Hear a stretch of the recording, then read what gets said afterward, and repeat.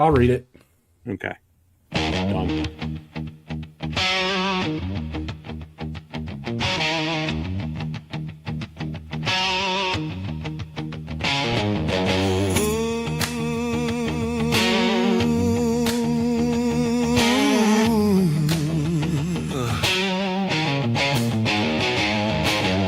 Sunday nights, black and silver dreams. Hope ran dry quicker than it seemed. Same old talk, same excuses. Another year of Raider blues. Vegas lights don't hide the scars. Fourth down prayers, broken hearts. We rode hard, we paid the price. Buried hope by week 9. Put it in the dirt, let the whistle blow. Another Raider year laid 6 feet low. We drank the Kool-Aid, paid our dues. Rock bottom blues and black and shoes. Yeah, we scream, yeah, we stay, yeah, we lose. Raider Nation never quits on you.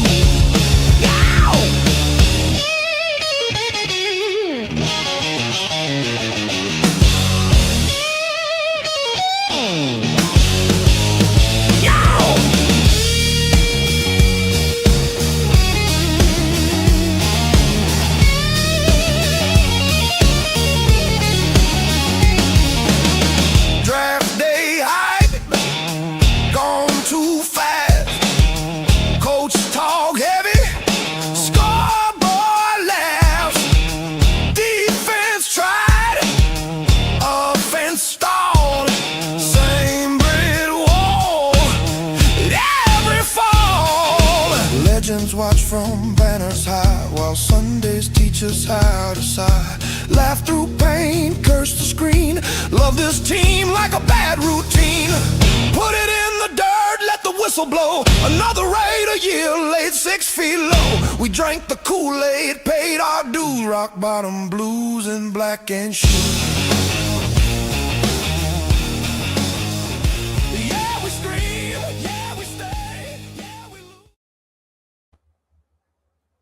What's going on, Raider Nation? Welcome for joining us tonight at the conclusion of this season. The season is over. There's no more previews, no more next week, no more excuses.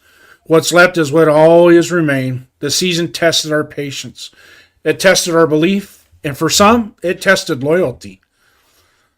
We watched wins slip away. We watched effort come and go. We watched moments where this team looked ready, but not really. And moments where it didn't look close at all. But Raider Nation never disappeared. We always stayed true. Tonight isn't about pretending this season was something it wasn't. It's about accountability from here on out. It's about who showed up when it got ugly and who should still be wearing that shield when we line up again next year. This is the Show Me Your Shield show, special episode, because everyone deserves it, but some earned it. Let's talk about it. But before we get going, I'd like to introduce my co-host from Show Me the Shield, Mr. Duncan Donuts, or Donuts Duncan, excuse me. Fuck, I can't say it. Donuts Duncan. It's because the guy below us is always drinking Dunkin' Donuts. But Donuts Duncan, my co-host, got anything for us there, Duncan, as we get going? No. Raiders secured that first overall pick, or rather the Giants did for us. Yep. And we got that win over the Chiefs, and we are undefeated in 2026. So, yes. And the ownership seems to be in meetings already about what to do for this next season, so we may hear news on Pete Carroll staying or going sooner rather than later. So, bunch of stuff to listen for. Yep. So we'll be obviously there's going to be a lot of content creators rolling out stuff. It's going to be a lot of news, a lot of dink. Adam Schefter, Tom Pelissero, blah blah blah. It's all going to be a, huh? You almost said Tom Telesco. I almost said Tom Telesco. Yeah, I think. Oh, by the way, we have a special guest tonight on our shield here. The boss from 401_Raiders_Jeff Productions Incorporated, Mr. Jeff himself. Hello. Just a shout out to both of you today for being on the show with me earlier during the watch party that we threw. So I appreciate you both spending your day with me on there. That was fun. It was fun. It was fun. I'm hoping everybody else enjoyed it too that was in the chat and whatnot. So let's get started. It's over, guys. Thank God. And I think the future is so bright. I'm wearing my shades tonight. 80s reference for you kids. Children that don't know the song. I wear my sunglasses at night. Oh, wait. Well, that's one of Will them. I get copyrighted for doing that? No, your voice is too terrible. Yeah, thank you. Trust me, they don't Thank want to monetize that. No, they're good. Now you know why they want me to host the show. Yeah. These two right here. I'm just here so I don't get fined by the HR department. Well, that's all right. Well, in So- the chat, we already got Robert Pena saying hi to Downs and our skipper. We got Salute, Robert Pena. Salute. Jack, What's up, Jack? Kenneth M7C. What's up, Kenneth? Yeah. Shout out, Kenneth. Thanks for coming in, man. Michelangelo What's up, Federici. brother? It's actually he's a local guy I know personally. He's a good dude. Good dude. He's a Pats fan, but that's all right. We'll forgive him for that. That's all right. Long as he's good with us. Dave Solsona. And Dave, that's the guy that does that did my video for the Friday night show. He's actually one of my chapter members for the Black Hole up in That Mass. video is awesome. Dave, What's I'm up, glad Dave? you put up with them like we do. Thank you so much. Great work. Yeah. Got Bill M5518. What's up, Bill? Yeah. Yeah. Yeah. Falcons do. already cleaned house. Yep. Yeah, GM going too. Yep. Yep. They didn't waste no time. Yep. And And Nick Double D. What's up, Nick? Nick, hey, you know what? I think Nick, I don't think he's ever been around when we done it, but whenever you do that and you spell it out correctly, we go. Raiders. Thank you, brother. So, Accelerator. anyways, Bob. accelerators come in here and helped us out. Thank you, accelerator. So as we get going, we get cooking on this episode, gentlemen. You want to talk about the game? Because really, in all honesty, the game in and of itself wasn't all that entertaining. But there were some bright spots in it. And I'll let Duncan kind of dive into the game, start out with the game a little bit. Kind of give us an overall wrap on just the game itself that we had today. Just real quick, my phone just vibrated. I look, it's ESPN sending me this. And I NFL draft 125 Raiders on the clock, baby. Yeah, my Game over. Instagram blew that up already. well, as far as the game goes, it was a snooze fest. It was just a preseason game. Yeah. There was a lot of mix of starters, second string, third string guys, practice squad guys, all getting some reps in. Overall, the game didn't really mean much with the Giants winning because that secured us the first overall pick. There was in contention us getting the first pick in every round for the draft if we lost, but I mean, it's up to you to say F the Chiefs or take those picks. There's no wrong answer there. As far as player bright sides, Rodgers had another pretty decent game. Porter, every time I saw him on the field, he was in the receiver's pocket. I don't even know if Porter got targeted. Yeah, he did. He did? Okay. Yeah. I must have missed it, but every time I saw Porter, he was just right there, and it seemed like they weren't testing him. Yeah. And he was playing a lot of man every time I saw him. Yeah. So There was a few out routes he got tested on. It was bad throws, but still they weren't like, it wasn't like they were totally afraid to go away from him. But go ahead, continue. yeah. Paul Amau, did we hear his injury to To me, it looked like it was a dislocated shoulder, but it could have been a broken collarbone. It was. That's in what that I thought it area. was, collarbone, Yeah. because he was grabbing up here, and his arm was limp. Yeah, but that could also be hold shoulder. Yeah, but if you look at the kind of the way how his neck kind of crumbled underneath him, to me it looked like a collarbone. It's most common in that type of when he lands like that with body weight on him, but it could be a shoulder. Yeah, We're not. I'm not doing the X-rays, so he'll have the whole off season to recover. So he should be okay by the time preseason rolls around. And I mean, elephant in the room, we secured that first overall pick again. So, like Jeff pointed out, we're on the clock. And as I said earlier, the Raiders front office and the ownership is already meeting, and they're really figuring out what direction they want to take this team for next year. What we want to do in the draft and everything. Is Pete Carroll the answer? I say no. And then if he's not the answer, who are we going to target as a head coach? Obviously, they're going to bring in a bunch of guys to interview him and talk to him, because you don't just say, I like that guy and try to hire him right off the get-go. They want to hear how the guy actually sounds when they talk to him. yeah. So there's a bunch of different options. Offensively, surprise, surprise, what we all knew, Aiden O'Connell is the best quarterback on our roster. And that's not saying much. Our quarterback room is terrible. So it doesn't really say much that Aiden O'Connell is the best, other than we have a poor room. No. I just looked up Palomar. They're saying it's shoulder, and he's listed it. Well, obviously he's listed as questionable, but it's a shoulder. That's all they're saying. Yeah. Okay. Offensively, Grant got some decent playing time. He was hit or miss for me. It seemed quite a few times. He just stands up too tall. Needs to work on his leverage, stay down. But one good thing that I saw every single play he was in, his feet did not stop. So that's encouraging. If he can learn how to get low, stay low, and keep using leverage, he's going to be a pretty good tackle. And another thing with Grant is he did not get outsped like Glaze did on the right side. Glaze was getting wrecked today. Grant definitely showed some of his athleticism. Yeah.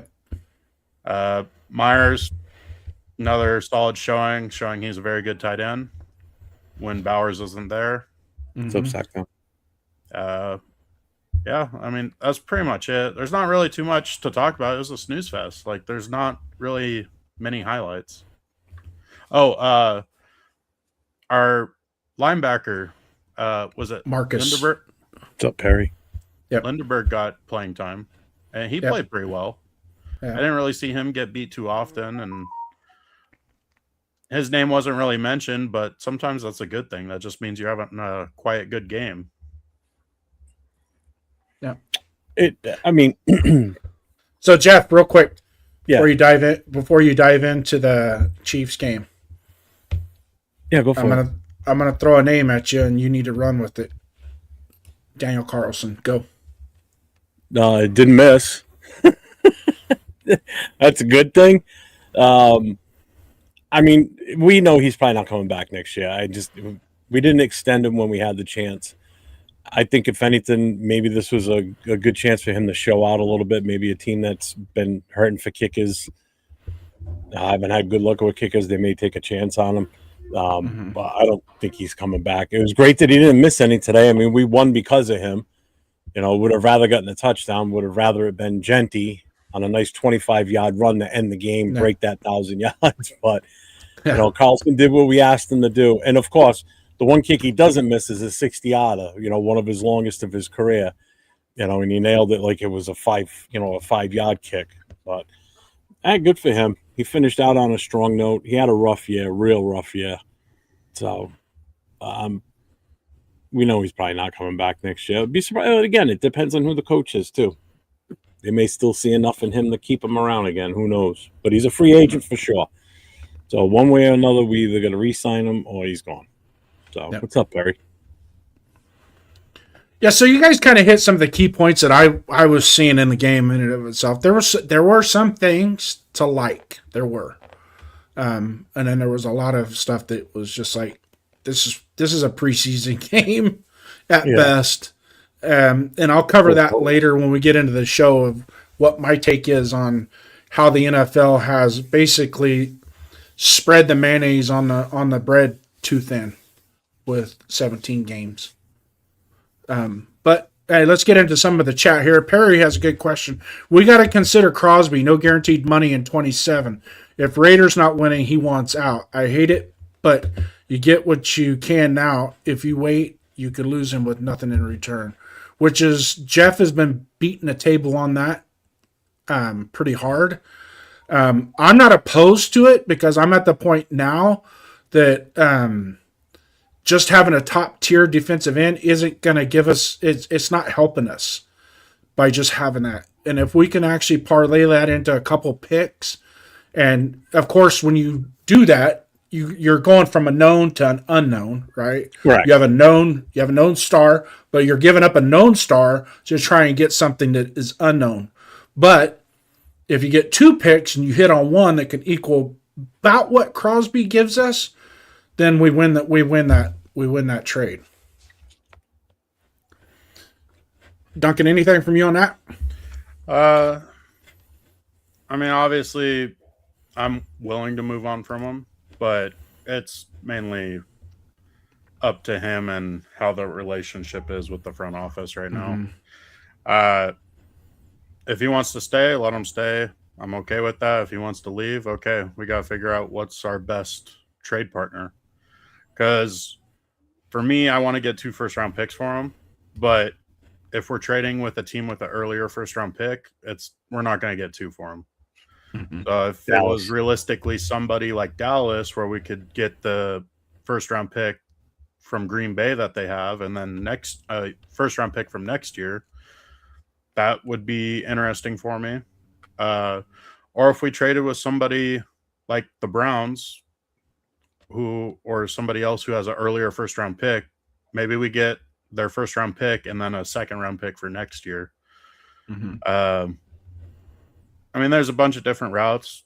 Bears are another interesting one. They're overall a young team. They have some cap space available. Adding max to their defense would be good because their offense is cruising mostly. There's a bunch of different teams that are definitely going to be interested in a guy like Max Crosby because he does do a lot of great work that doesn't show up as a sack, but he gets a lot of tackles in the backfield. He really does well at shutting down the run game on his side usually. And he tries to play every single down, whether that's good or bad for him because these past 2 seasons he's been hurt a lot, but that's just the player he is. Everybody knows what they're getting with him. Jeff? I mean, you and everybody that follows me, you guys know my take on the whole Max thing. We blew it before the draft last year. We could have unloaded him last year and really helped this team. How much would it have helped us this year with the current regime that we have in power? Who knows? So maybe it is best that we didn't do it this year, and we definitely do it now going forward with a new head coach hopefully coming in. We'll hopefully into the next 24, 48 hours, we'll know what's going on with that. It like you said, Jason, you know, he's a great player and everything, but how much is he helping us get to that next level with this organization? You know, he's been here, 7 years now? 9 years? It's just not. Everybody always compares him to Garrett. You can't compare him. He's not even in the top. In all honesty, I don't even think he's in the top 4 or 5 of defensive ends in this league. Seriously, he's good. Don't get me wrong. He's the best player we've got on our team on the defense. You know, he's the face of the franchise. Everybody loves him. But he's no Myles Garrett. He's no T.J. Watt. You know, he's no Micah Parsons. I mean, there's some great defensive ends out there that play completely different than him. You know? So, I mean, I agree. If we're going to trade him away, let's do it this offseason. Let's get the picks for him because God knows we've got a lot of holes to fill. We got 20-something free agents again this year that we got decisions to make. We had no depth this year at all. We had no depth last year. We can't keep repeating that either with no depth. So we've got a lot of positions we need to fill. So we need to build that. So don't expect us to, with a new coach and a rookie quarterback, if that's the direction, to come out of this next year and win a shit ton of games. It's going to take some time, and people have to be patient. And if trading Max away is one of those first steps into doing that, you rip the Band-Aid off, folks. I'm sorry, but if it helps the team going forward for the future, that's the way you got to go. Sorry. If I'm the general manager going into right before free agency starts, when the new league year starts, he is not for sale. He's not for sale? Not for sale. And I'll tell you why. Because if you offer him for sale, you're going to get less than what you probably could if you say he's not for sale. No, in other words, if let the bidding start high, not start low. Yep. Let him come to you. Yep. Well, I'm all for it. Well, another thing That's is, that's the only direction. That's the only difference I think I have.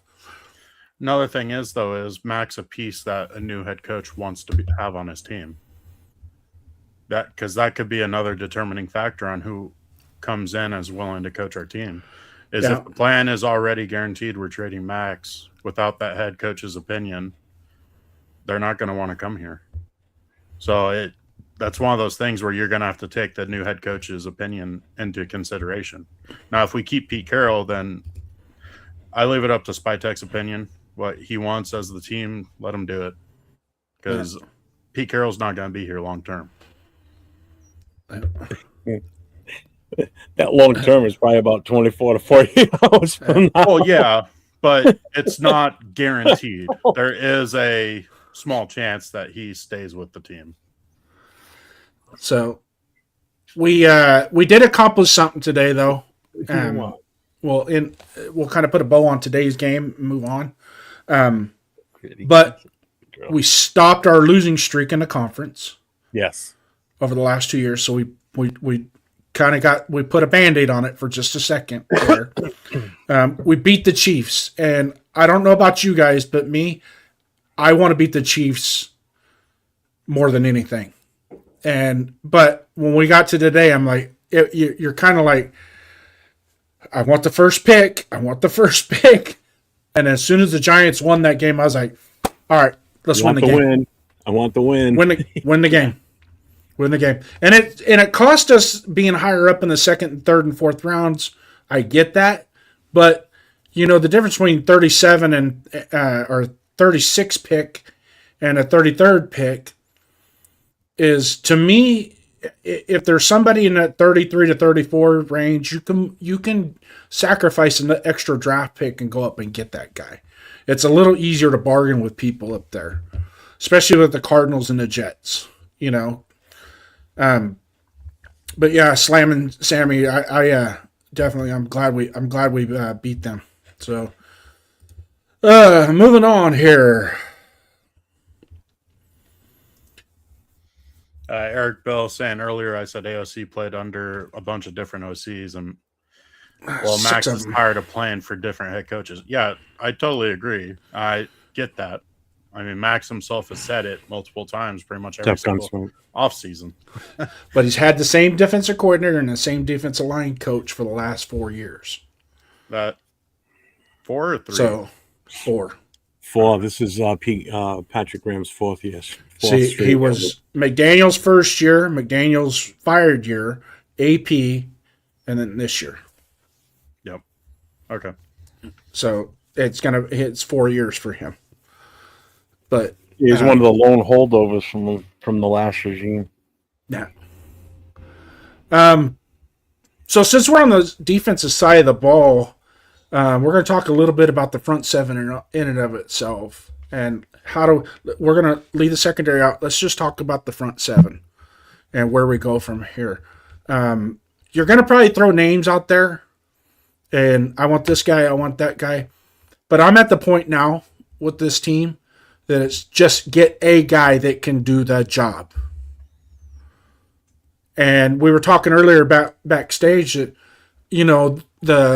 some of the rankings of the defensive line edge rushers that are coming out, you're looking at 7 to 8 really good players coming out. And I would take anybody off of Texas Tech's front seven. Well, can I ask you this real quick before you go too far with that?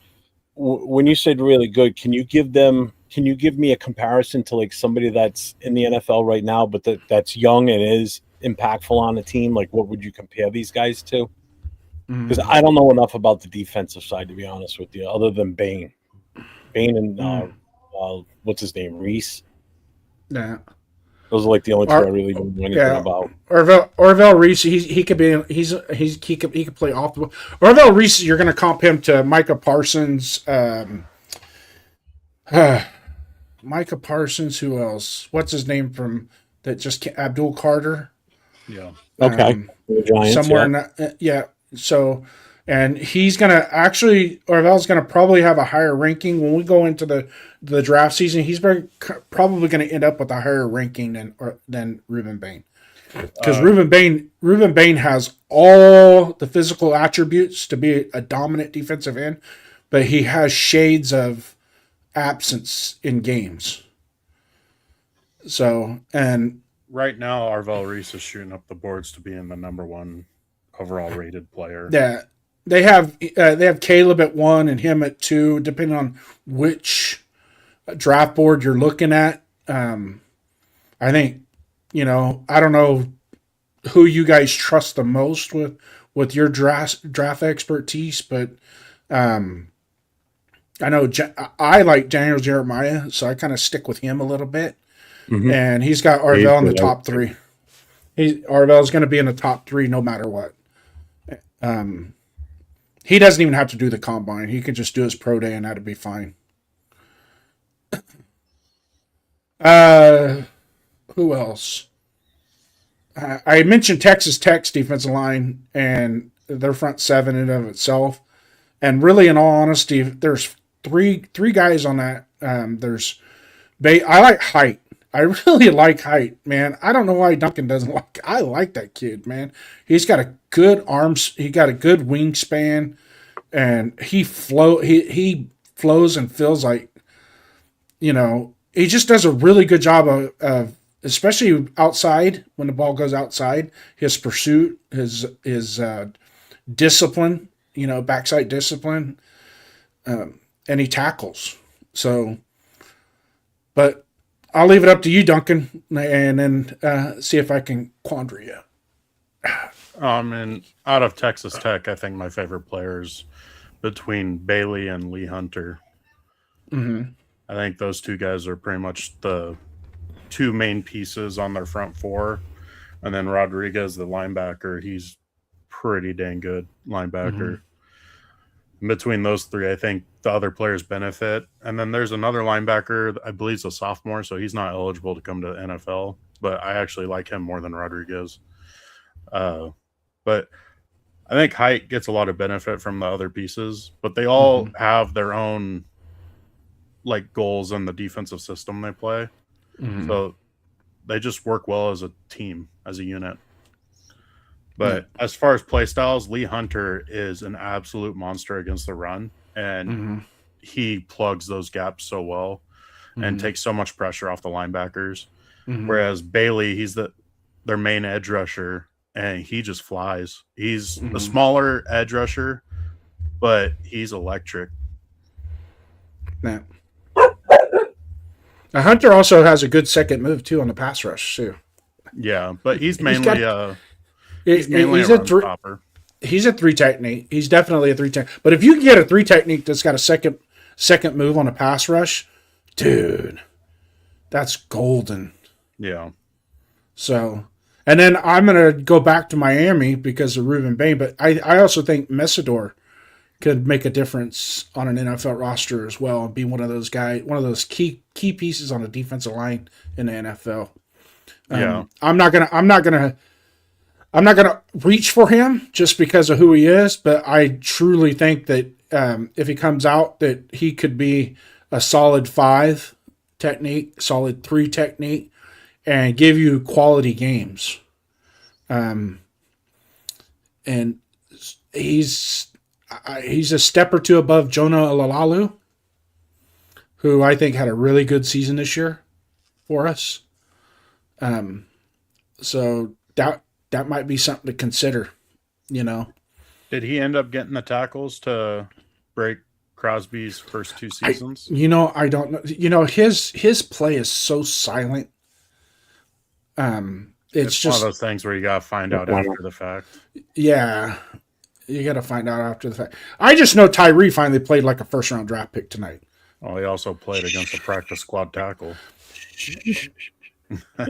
Yeah, I know. It took putting the JV team in there to make him look good, but Yeah. he looked good. In my opinion, the only thing he did was he increased his ability to Get be traded. offloaded. If somebody wants him, here you go. I said on the previous show when we were watching the game, I said on the previous show, I go, there's going to be some dummy that's going to pull this tape and watch it and think he's the greatest thing since sliced bread and want to pay him money or keep him next year and try to, he's going to be a focal point on. No. Look how good he was in this game. Look. Yeah. No. Watch the other 35 games he played in. Go watch him when he played against Philly or he played against this team. The Titans, not the Titans, the Indianapolis. Go watch him on some of those other games. Screw that. Jesus Christ. Well, Slamming Sammy Joe. Instead of getting into more specific players, why don't we say our main needs? Everything but tight end. Well, yes and no. What's the no? I mean, you can argue our safeties are good enough right now to where we can focus in other areas. I think we need a true free safety because right now we have basically two strong side safeties, and one of them is more of like a off-ball linebacker / slot safety. Mm-hmm. But So basically, you're saying don't draft Caleb Downs. I mean, it just all depends on how it plays out. If Downs falls enough and you want to pull that trigger on Downs, by all means, trade up for him, take him. Yeah. He's that good of a player. And with him being a safety, there's a chance that he does fall. But No. I think NFL GMs really like Downs because they've seen how like an all-star safety can really change a defense. Yeah, when you're that good of a player, it's tough to pass up. That's the thing. I mean, look at the Chargers defense after they drafted now his name's slipping from my mind. But oh god, that's gonna irritate me now. But the Chargers safety, Darwin James, when they drafted him, their defense got way better as soon as he started playing. Because he could really take control of the middle of the field and he shuts down tight ends. Yeah. So cool. Well, on this topic, Cool Kev here says that we need corners, not safety. Well, let me kind of help Corners you out with and that, safety. Cool Kev. He's saying corners and safeties. Yeah. Corners Well, and safety. if you get a guy like Caleb Downs to come in, that is going to improve your cornerback play instantly. That's just, I mean, Hope so. Yeah. Well, the argument for D-line also. Having a great pass rush is going to instantly improve those two spots also. So I'm not Bueno is in the chat. We're going to get to you in a minute, Mr. Bueno. But let me get caught up on the chat a little bit here. Eddie Krem here. Let's see what you got. Pete and Gino leave Seattle and look what happened. Hawks are strong on both sides of the ball. Yeah, they did get better on both sides of the ball, but that Jackson Smith in Ingwajiba, how do I hack his name every time I say it? That dude is he is the real deal. He's the real deal, guys. We got a $2 super chat right here. No one's better than me from Sliced Bread himself. If you say you are lying. And I love bread, so we're good. Thank you. Ain't nothing better than sliced bread, huh? We definitely need linebackers. There's no two ways about it. Nah. I'm just seeing what Coach just said. Yeah, we do. Because who knows what we're keeping from this lot that we have right now? They're all 1-year deals. Yeah. Eddie Krem's got a good one here too as well. Clemson has some studs on defense coming to the NFL. Peter Woods is a freak.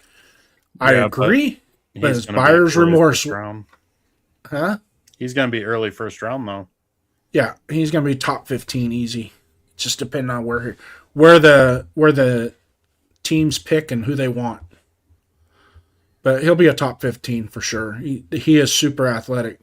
My only thing is, Clemson is just for some reason you see him in a Clemson uniform ball out, and they get to the NFL, and it's like, where did they go? You know. What's up, Raider Paul? Perry Stevenson here. First priority: get new coaching staff that will benefit Mendoza's development the most.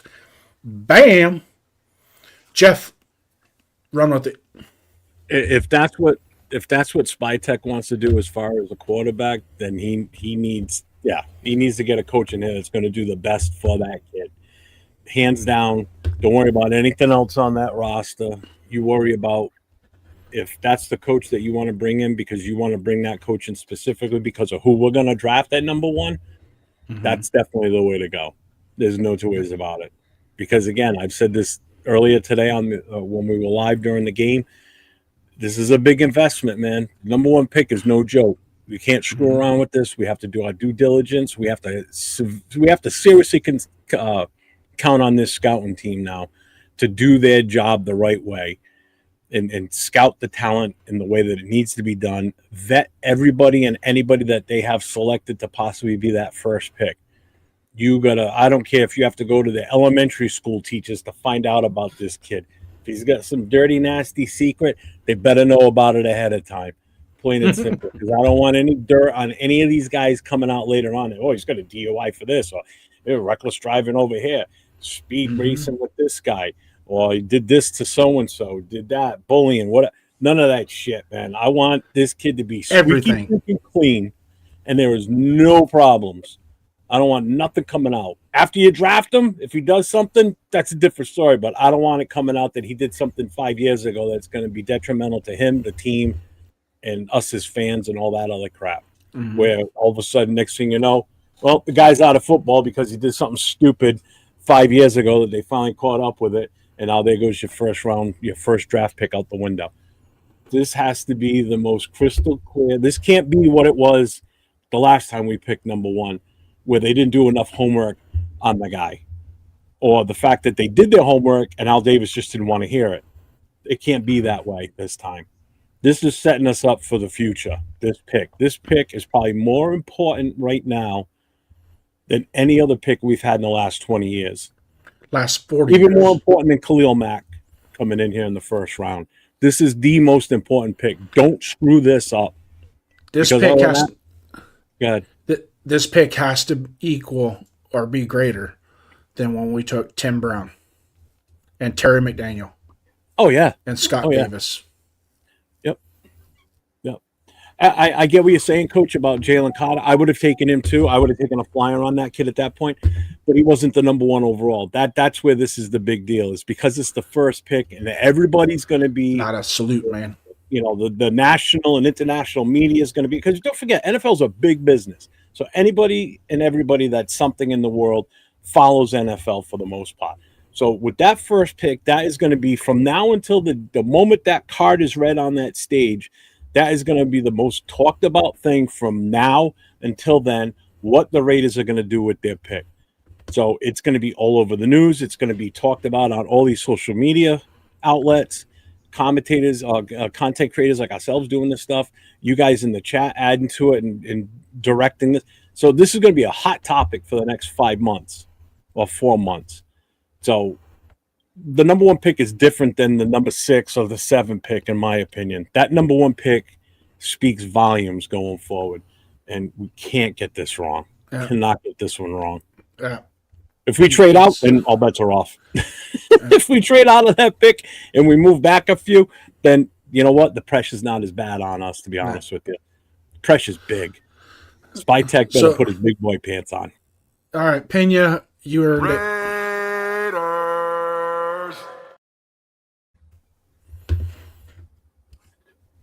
And then Duncan, if you want to throw your weight around on this topic as well, what we were talking about.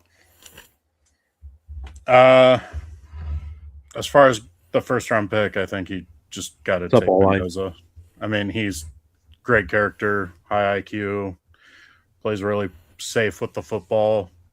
He is more of a game managing type quarterback, but I think in today's NFL, that's what you need.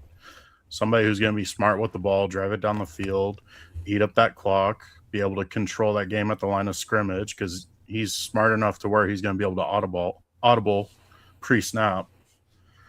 And on top of that, what head coach is going to want to come here with our best quarterback currently signed through next season is Aiden O'Connell. Right. Aiden O'Connell at best is a decent backup quarterback. So we definitely just need to take the quarterback. What we do with all the other picks, we can argue till we're blue in the face on all that stuff, because there's a bunch of great players in this draft. And from D-line to O-line, I really like the interior O-line in this draft class. There's a bunch of different guys that we can take. There's 3 great centers that I really like. Quite a few guards. I'd say there's 5 guards that have some pretty good upside. Good offensive lineman in this one, man. Yeah. And even though the offensive tackle class as a whole is weak, it's actually fairly good at right tackle. The top 2 tackles in this draft are both right tackles, and then there's a third one I really like in Miller from Clemson, who's a right tackle. Fitting. Another guy named Miller coming in and playing the O-line. Yeah. But like there's a bunch of different pieces that could very well be best available and also a position of need, which isn't hard to do because of how many needs we need. It's just our team's so lacking. We really have to attack it aggressively. It's going to start with the coaching, then free agency. We really need to make some deals. And the draft, I don't care too much for the receivers in this draft, except for the high ones. So pretty much I don't see us drafting a receiver. So I think we should probably target Alec Pierce from the Colts. He just had 1,000-yard season, 6 touchdowns, and he had 21.3 yards per catch or reception. So he could fill up a need. That way we don't have people clamoring that we absolutely have to draft a receiver and then pull their hair out when we don't. Yep. That Ravens so we got some stragglers coming in on the chat here that we got to acknowledge here. Yeah. So Raider Paul, thanks for coming in with your stupid jelly roll comment, but I'm okay with it. It's jelly belly, my friend.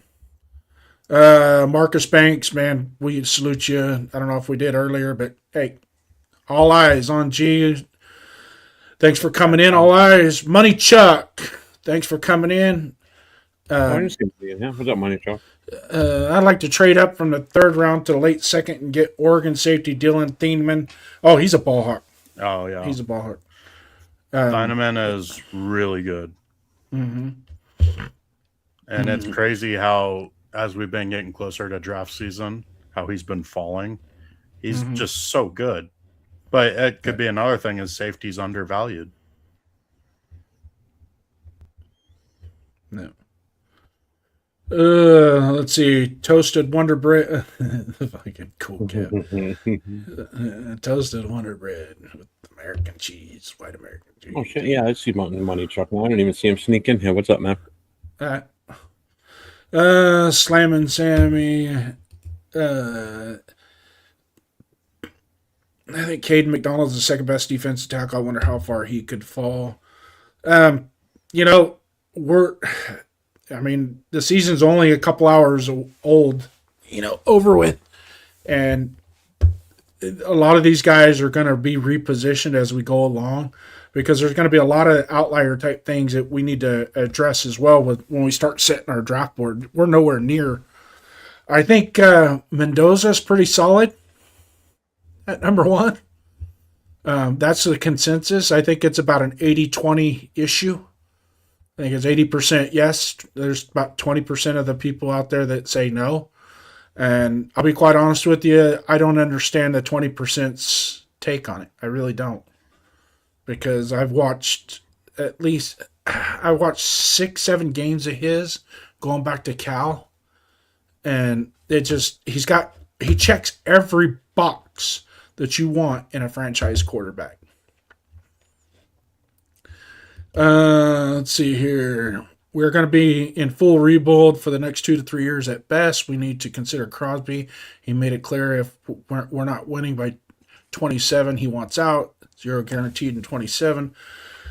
I say get what you can while you can. Yeah, we addressed that earlier. It's time. It's let's make it all a harmonious type situation. And see if we can't parlay those into draft picks that can help us in 26 and 27 and going forward. Kind of youth up a little bit at that position. Now we got to remember Crosby was a 4th round pick. So it's not by out of the realm if we got an extra 4th round pick and we turn around and we get another Max Crosby. So it can happen. And then what? We came out ahead on the deal, right? I think the biggest hang up with the Raider Nation is how many number 98 jerseys are in the stadium on game day. And he's on every marquee in Vegas. And that's one of the team. There's no toys about it. Yeah, that's going to be the biggest hang up going forward. I'm afraid if Mendoza is drafted, he'll be folded like origami after the season ends. Dude is a pocket. Really? He's a pocket passer? Are we going to get this? He's AOC 2.0? He'll run circles around AOC in a foot race, number one. Number two, he has probably the best pocket discipline. Now, some of the sacks that he does take is because he makes that decision that instead of trying to force the ball on second down, live to play another day. And that's it. That's his mentality. Why make a bad situation worse? But if you watch him play outside the pocket, he can play outside the pocket. So he's got great athleticism. Yeah, he's not. He looks clumsy. Don't get me wrong. He looks clumsy, but so does Patrick Mahomes. I don't know how Patrick Mahomes gets outside the pocket and scrambles and runs and all this. And you sit there and he looks like snot rolling downhill, but he outruns everybody. So to make that assertion that Mendoza is just AOC 2.0, you know what? I'm not even going to listen to that. I'm not, because and you can go look at his stats. That's fine. 2.0 though. No. It hasn't been in his chat yet, but it's coming. Oh, well, I mean, you're kind of going after Sammy. I'm like, damn, he didn't say 2.0. No. Look what he wrote. Dude is a pocket passer that requires a pocket to exist. He can play outside the pocket. I'm telling you.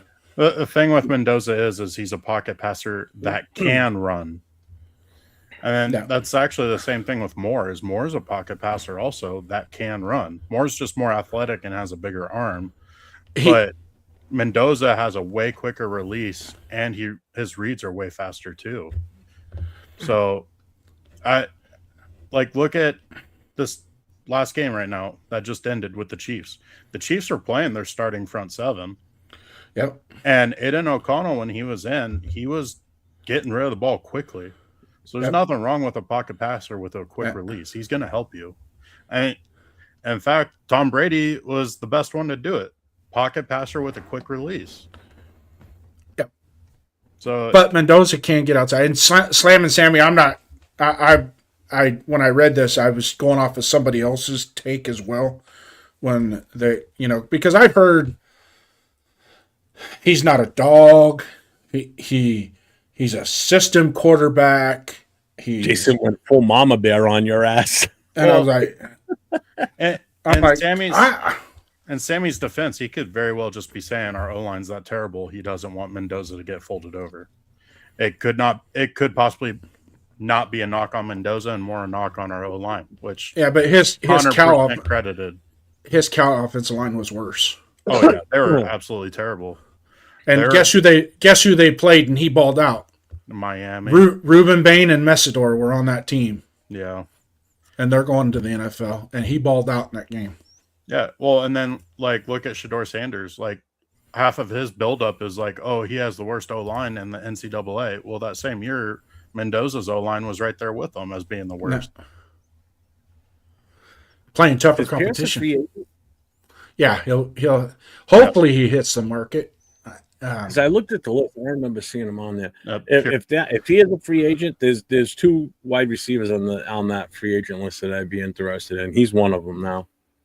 The other one would be, and I know he comes with some attitude. That's why Pittsburgh let him go. Are you going to say DK Metcalf? He's going to say No, no, Pickens. Oh, Pickens. Yeah, he had a good year in Dallas, man. Jesus Christ, he's a good receiver. He's a talented. great receiver. But if we draft Mendoza, I don't want anybody on the sideline throwing their helmet blaming the quarterback. I don't want no, because that's where your other leaders on the team need to take that kid aside, meaning Pickens, and tell him shut the fuck up, and you're just gonna play and keep it at that, plain and simple.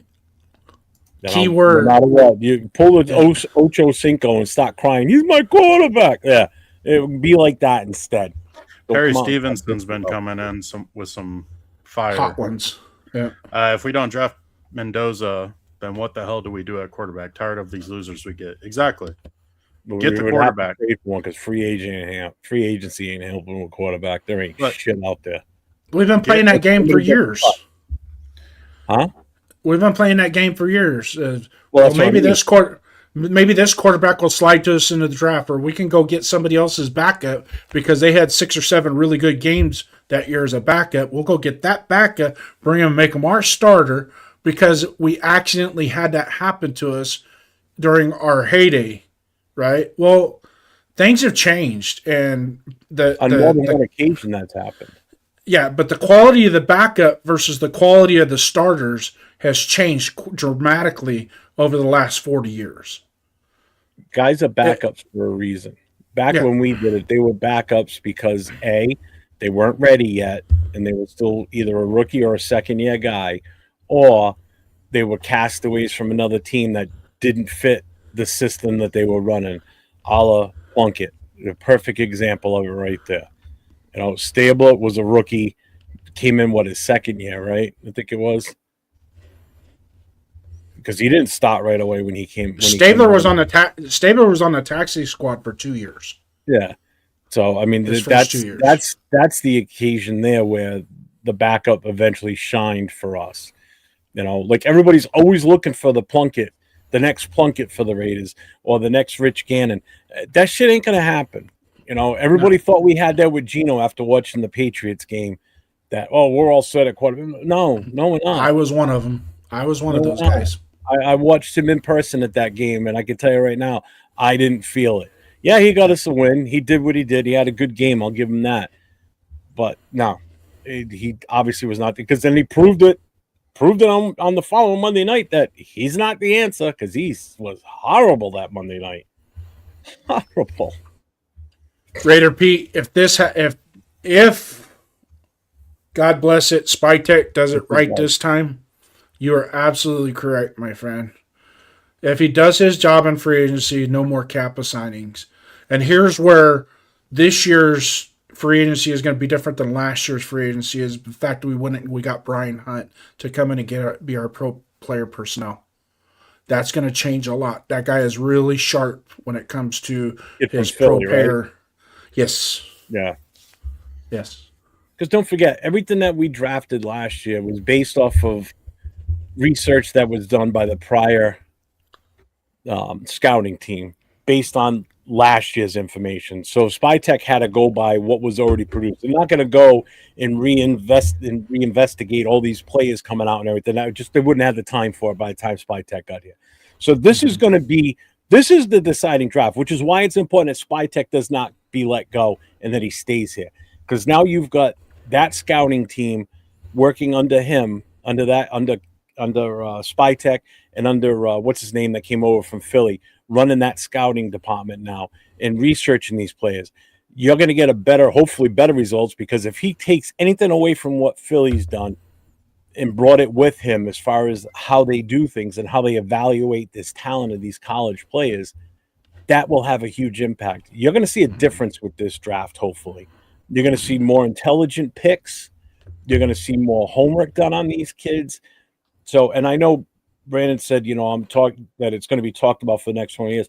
I'm talking about from now into the draft, the talk is going to be about what we're going to do with that first pick. That's going to be everything right now. Between now and then is that first pick. Nobody's going to care what we're going to do in the second and third right now.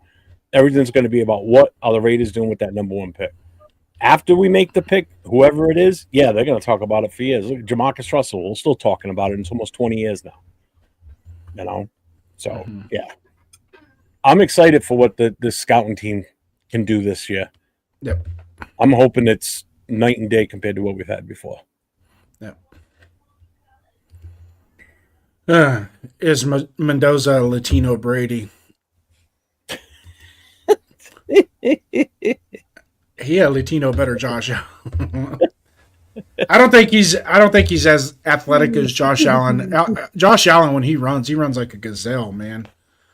And he's so strong. He takes those hits, man. It's like, why do you let your quarterback do that? But he survives those hits. We can't do that. Yeah, and can't happen here. And Mendoza's only 225 on a 6'5" frame, so he can take a hit. As you can tell in the Ohio State game, he took a couple good shots and came right back and said, I see your nice hit and I raise you a touchdown. Yeah. And that's what I said. That's the trade-off you got to take with that. That's where the leadership in the locker room comes from, too, to button up guys like that. So they shut the fuck up and just play the goddamn game that you're getting paid millions to do. Yeah. Real quick, an update on the game tonight. We're in the second half. 8 minutes, 23 seconds to go in the second half. Baltimore 10, and Pittsburgh is about to go for a PAT to tie it up at 10 apiece. And he made the PAT. Yep. Well, we've seen him miss this year, people. So it was a touchdown pass to Haywood. Bueno is a tight end for them. Is a good receiver, but a bad locker room presence. Trust me, bro. And then Cool Kev hits him with the most receivers are divas. Just deal with it. He's not wrong. It's how it's been now these past few years.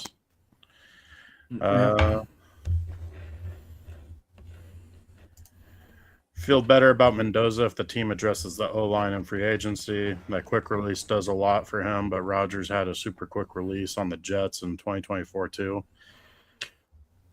Wasn't that the first play? It was the fourth play of the game. He blew his Achilles. Yeah, but here's the deal: he had that injury in preseason. It just because he had missed a lot of preseason because of quote unquote calf strain, but that was I can guarantee you that Achilles was starting to give out already. He just finally snapped it. And you know what? I got to agree with that assessment on Mendoza too. If whoever comes in as coach and with Spy Tech, if they go all in on free agent offensive linemen and they hit that hard, and we get guys like a Lindenbaum and maybe a top right tackle that's out there in free agency or a top guard in free agency. If you solidify those two if you solidify the center with Lindenbaum and then you bring in one other piece to the puzzle as a veteran offensive lineman, then go get Mendoza, plain and simple. Because now I know you're built on protecting this kid. Doesn't mean necessarily he's going to start right away, but now I'm confident in you going and getting him.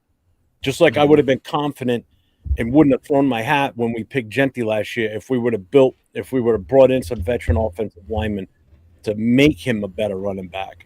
And it's not because of his talents, because the line was so bad. But if you do that, I'm all on board with it 100%, and I wouldn't want to trade out at that point. Just get your guy. But do we wait for? Are you going to take? Are you going to take a chance to wait till 2027 to get your quarterback? Nope. No. Take the quarterback. If he don't work out, then draft another quarterback. And if he don't work out, draft another one. Just keep going for him. Like, we can keep building the offensive and defensive lines in the later rounds of the draft, third, fourth rounds, and keep bringing in new talent consistently, and then also keep hitting the free agency. But the quarterback nowadays, you have to have him. And as long as you're available to pick a quarterback, you just take the quarterback. Unless, of course, you already found your quarterback and you're still losing, then maybe trade back, try to get more picks, and build up your talent as much as you can. I mean, and another thing, in all honesty, if you don't take Mendoza, you know, there's still quarterbacks in this draft that I would like. In all honesty, Chambliss, depending on how Ole Miss does the rest of the way, that might not be a bad option in later rounds. You know, or even later in the first round or early second, he may play himself up that high. Right now, he's slated at like overall 118, which I think puts him like around the third, fourth round. I think he already played himself into the early second. I think he did too. And who's that? Chambliss. Yeah, and don't be surprised if he just doesn't keep on going. Yeah. No, if he has another good showing, he's definitely first rounder. Mm-hmm. And then if they make it to the championship and he still plays well, mm-hmm. I mean, championship game, he's going to play either Oregon or Indiana, and both of them have really good defenses. And if he plays well against them, that's a true test for him too. Yeah, he'll definitely be top 20. Mm-hmm. So I think he's already early second, maybe even borderline first round already, just with how he's played in the playoffs. Yeah. I wouldn't be shocked to see the Rams take a poke at him in the draft because they got an extra first round pick they could play with, and Stafford's got at least 2 good years left in him. I thought after watching Stafford last year he was on the decline, and I watched him this year and I'm like, nah, he ain't on the decline. Oh, you saw all the investment the Rams did to make sure he was healthy and able to keep his body healthy. Yeah, and he didn't a lot of money that didn't go to him directly, but went to a bunch of stuff that made him healthy and then kept him that way. Yeah. The Surfer Bob, welcome in. Robert Davila, welcome in, brother. Great show. Thank you. We appreciate that. Go ahead, Jeff. Sorry. Who pulled this one? I did. I'm not even handling the chat tonight. I did it all day today. This is your show. This is your show. You guys did today. I'm just here to add my 2 cents. Did you hear that, Duncan? Yeah, it's our show. All right. It's under your name. It's under the Show Me Your Shield. Yeah, but you're the boss of the company. You know, it's just figuring out. It's your show, douchebag. Just run it the way you want. Anyway, here we go. Slim and Sammy can't put too much on the quarterback's shoulders because the quarterback will always get blamed for things that aren't even their fault. I think Mendoza is good. It's him on the Raiders that worries me. 100%. We've been a shit show of a franchise since we lost that Super Bowl. So it's Raider Nation. Raider Nation is suffering from draft anxiety. I'm sorry, Duncan. Go ahead. Finish what you were saying. I apologize. I said it's about time we get aired out and lose that funk. Time to get some new scents going. Because right now we smell like a bunch of manure. Well, we need to not have draft anxiety and look at the past as to our failures. Yeah, 100%. That's the biggest thing that gets me in these past couple weeks is how many times people are bringing up past drafts. It's like, how many people are actually in the building that were even there for those drafts? Damn. Mark Davis. But even then, while Al Davis was alive, Mark wasn't actively doing anything. Mm-mm. He didn't step in until after he fired Hugh Jackson. Like when Hugh Jackson became the what do you call it? The impromptu GM after Al died and gave Cincinnati 15 picks for Carson Palmer. Hugh Jackson basically became the president of the Raiders for that season, and it completely ruined our franchise, even more than it already was. We were already a dumpster fire, but that was a good team that year. It was. Look at the cap hell he put us in. Yeah, I'm laughing because there's a Lamar Jackson in the chat, and he goes, "Have a great off season." And after I saw that, I look over the TV and I see Lamar Jackson throw the ball. It bounces off of one of his offensive linemen's head, comes back at him, hits his arm, and TJ Watt scoops it up and recovers it and lays on the field. And it was immediately, as soon as he popped into the chat and said, "Have a great offseason," that happens to him. And they got it. And Pittsburgh's got the ball at, where are they? They started on Baltimore's 25-yard line.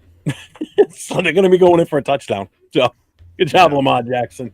Robert Davila. Yeah, the Falcons already cleaned house. They got rid of their GM, their front office, their head coach, coaching staff, everything. So they're already took the first steps in the arms race of this offseason. Yeah. We can't get the next Jay Schroeder. That's over in my head. I don't get it. God, please help us. Yeah, we're not going there. That was that's one guy that single-handedly cost us some playoff and Super Bowl chances. Okay. Yeah. I mean, Mark Wilson.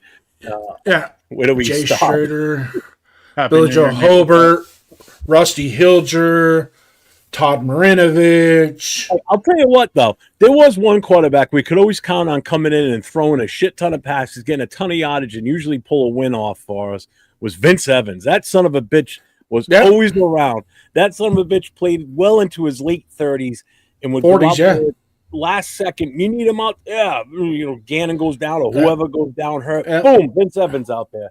Oldest quarterback in the NFL. Old Faithful, man. That's what he was like. Love And him. then I like the Jeff Hostetler era because he was just true grit. That guy was. I saw him here in New England in '94 when the Raiders came to town. Yeah, and we won. Yes, we did. It was the first time the Raiders won, Coming and in with only that was the first. And until the Raiders came here to play the Patriots this year, that was the second time I've seen the Raiders win in person. Yeah, always. We definitely. I was kind of glad that we got Geno Smith because what we had going into the season was not practical. But after seeing what I saw, that was. We'll get to that where I was right and where I was wrong later. I don't on the think show, but was expecting that, Smith.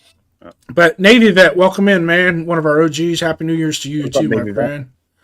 Roy 8200. The amount of drop balls during your training camp was a concern for me, but I didn't see this coming. Yeah, and the the two rookies that we had, Betch and Thornton. I think it was an eye opener. But as the season gone along, Betch got better. And if he can take that next leap going into the next year, I think we have something with him. I've heard some people compare his work ethic to that of Jordy Nielsen, and if he continues on that ascension, that he can actually rise to the level of a Jordy Nielsen. Well, he's got hands. The kid's got hands, and he shows that he's a possession receiver, and you need that. He's Jacoby Myers. Yeah. I'm way behind on the chat, Skipper. I'm going to go money check here. Besides QB and offensive line, what position do you prioritize? I flip-flop between safety and defensive tackle. I think we can get a serviceable cornerback in free agency, but not sure. Do we give Kuntz another contract? Kuntz only gets a league minimum contract. That's it. A league minimum. A league minimum. Snowden actually goes into RFA this year, he's unrestricted this year. Yeah, because we already RFA'd him twice, I believe. Snowden? Yeah. Oh, he's still restricted. Is he? Yeah. He's just going into his fourth year? I believe so. Because last year was his first start restricted, so this will be his last. Yeah. These start for Bob. Draft Fernando, then the best wide receiver to complement him in the second round. Fix O-line in free agency. I truly think that if we hit it in free agency, when it first opens up, Spytech grabs that checkbook and gets his plane tickets, and he meets as soon as free agency, as soon as they open, what do they call it, open tampering, you lock him in. get that checkbook out, and just like Lincoln Kennedy said, if we have to overpay to get the good guy, we overpay, get the good guy. Because the overpaying offensive line now is beneficial because we're going to bring in a quarterback that's going to be on a rookie contract that gives you so much more opportunity to sign those better players. And then that also buys us time to bring in more alignment in the draft. You Train can, up. We didn't fully answer Money Chuck's question, to be honest with you. We just jumped right to the Kuntz thing. In all honesty, a defensive tackle. There's no choice about it. Yeah, A defensive tackle, in my opinion. that's what I wanted to say. Especially if Max is still here, then defensive tackle. We need him some help in the middle. I'm sorry. Yeah. Butler's good. He had a little bit of an off year. I know he finished the season injured. Booker was serviceable for the most part, but I don't think he's the answer, obviously. I do like what we saw with Lalau this year. I like that kid. I mean, granted, I know it was against lesser talent today, but Hemingway looked really good today. He had a heck of a game. Tyree looked like a superstar today, but we all know he ain't a superstar. No. He just had some lucky plays today. That was fool's gold, what we saw today. Yeah. Yeah, like 805 always says, unblocked Tyree's an MVP Hall of Famer. And that's pretty much what we saw today. So, but yeah, I think definitely defensive tackle or, we need linebackers, man, because we may not have any of these guys after this season. They may not want to sign back here for all we know. We could. I think we could get a Devin. I think we could re-sign Devin White. We probably could, but again, they're all on 1 year deals, so we have to address the linebacker position too. So I would go defense after the O-line and QB, which we understand. I think you might be on the right path with the safeties that we have, that we could be okay with that. If we can get a run stopper up in the middle and a linebacker, a really good linebacker out of this draft, because there's a few in there I've seen too, from what I understand. If we can get those Texas Tech guys I mentioned. Yeah. If we can get one of those badass 3 technique guys that are coming out in the draft that can just stuff the middle, then it's going to help that linebacker out quite a bit anyway. So, Lee Hunter. Sorry, I'm trying to Rodriguez, finish eating my here we pizza. go. Starving. yeah. I'm gonna skip down a little. Robert Davila, please God, let me wake up tomorrow and the Raiders get rid of all this coaching staff. We're doing the same thing. You and me both, brother. The same thing. I even thought about leaving my stocking out tonight. Did you see Silver? He got a silver and black hearse waiting outside of Allegiant. Did you see Surfer Bob's quote message before that one? Before Cool Kev's? This one. Josh Allen runs like a gazelle. I Fernando runs like think it's a funny. I giraffe. think it's hilarious. Allen runs it's like a gazelle. accurate. Fernando runs like a giraffe. Yeah. He is goofy. He looks clumsy when he runs, but man, He he's gains still yards. he gets yards and he's a lot faster than what you think. I mean, he's you guys go ahead. I'm going to do some research here. Robert Davila, I say we got 6 wins next year. Best case scenario. We have a brutal schedule. Our team's super lacking in talent. Even if we hit 4 great picks and we do get 2 pieces in free agency that are legit, which I think is the best hope we can wish for, we're still severely lacking. They need to be on the phone like yesterday with Jerry Jones for that 14th and or 21st pick.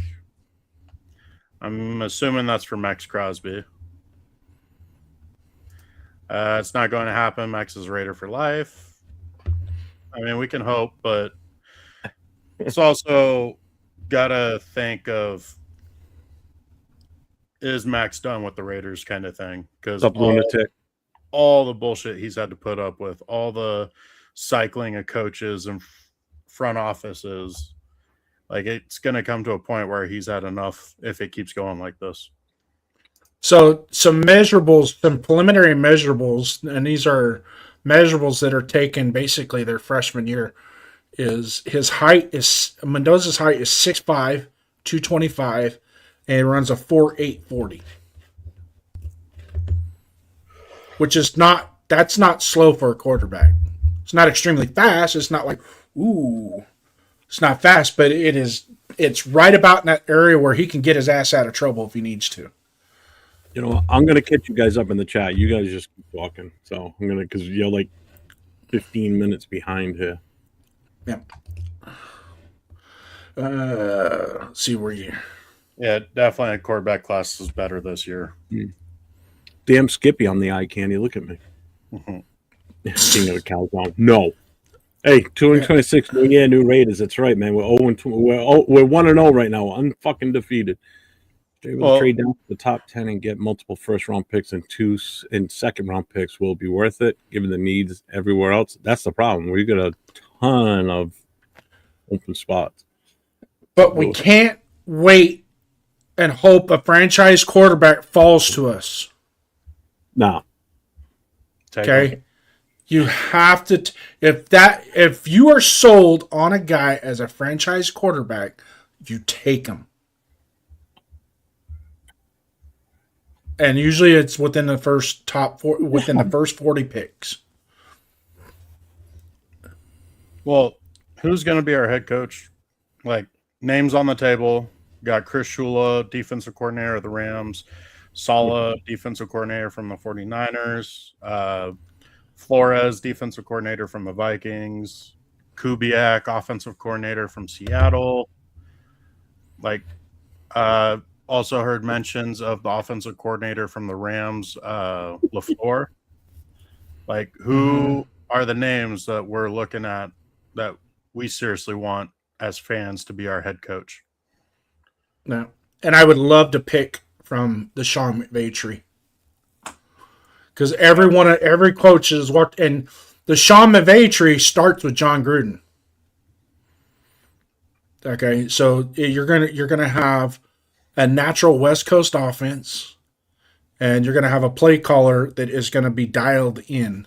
I know LaFleur doesn't call the plays, but he's been there long enough. I bet you can't call plays. Yeah. I mean, LaFleur is definitely interesting. I generally have a rule that I stay away from non-play callers as my head coach candidate. I think it's a lot safer and a lot more of a guarantee to go after a coordinator that actually calls their plays.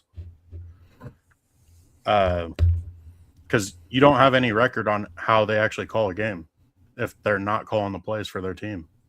Like Kubiak, I think, is a lot higher on my list than LaFleur is, because Kubiak calls plays.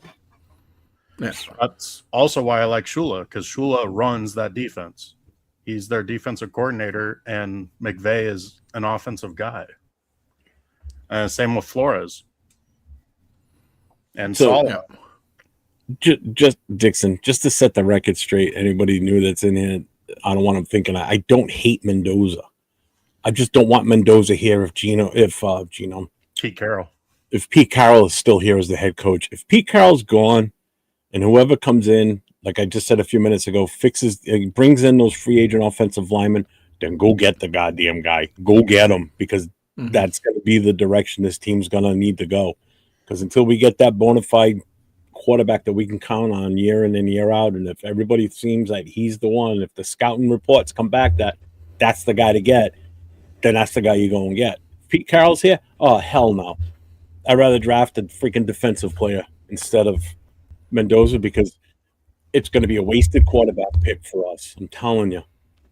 You got a better chance of taking a defensive player with the first pick overall that you can plug and play, or you trade back at that point. If you're not taking a quarterback, let someone else take him and get what you can get. Get a boatload of picks for that number one spot and fill holes on the roster. If Pete Carroll's here, because I just don't trust him with a rookie quarterback. You can't even trust him with the offensive line we have, and you want to trust a rookie quarterback with this staff? Oh, hell no. Well, what's up? I say you take the quarterback regardless, because you already have proof with the Bears and the Patriots that once you get that quarterback, you can build around them. And you can take the route like how the Patriots did last year, where they did everything they could to not play their quarterback until they absolutely had to. So that way it buys them time off of the field. Hit this for Furpo. Raiders.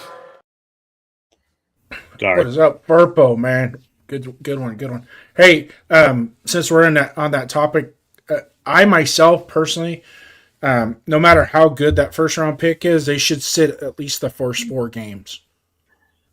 At least, at minimum, the first 4 games. As far Just as quarterback, right? Yes, as quarterback. The running back, no. Offensive line, no. If they're ready, you put them in there. Well, I think You any both of can kiss my ass, but- Brandon Dixon. But if you got, let's say, for example, we get middle of the road backup quarterback that comes in that can maybe solidify, get us a win or two the first 4 games, you still want to sit him the first 4 games because you don't want to over, because there's so much that goes into becoming an NFL quarterback. It's pretty much what I just said.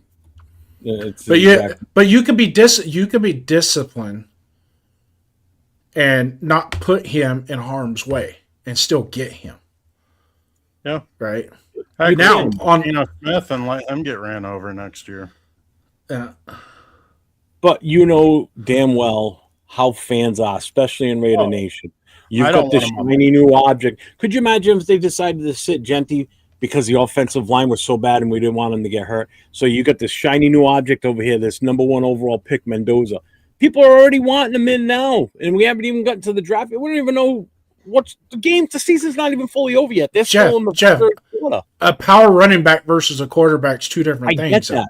But when you've got a quarterback, you know fans and people are going to be like, "Oh, I get that. Yeah. he's not playing," and then you got to deal with that crap in the chat all the time. How come they're not starting him? Yeah. I don't know. Don't ask me.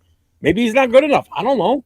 Jeff, you're close to a lot of Patriots fans where you live at. You know, How were they treating last year?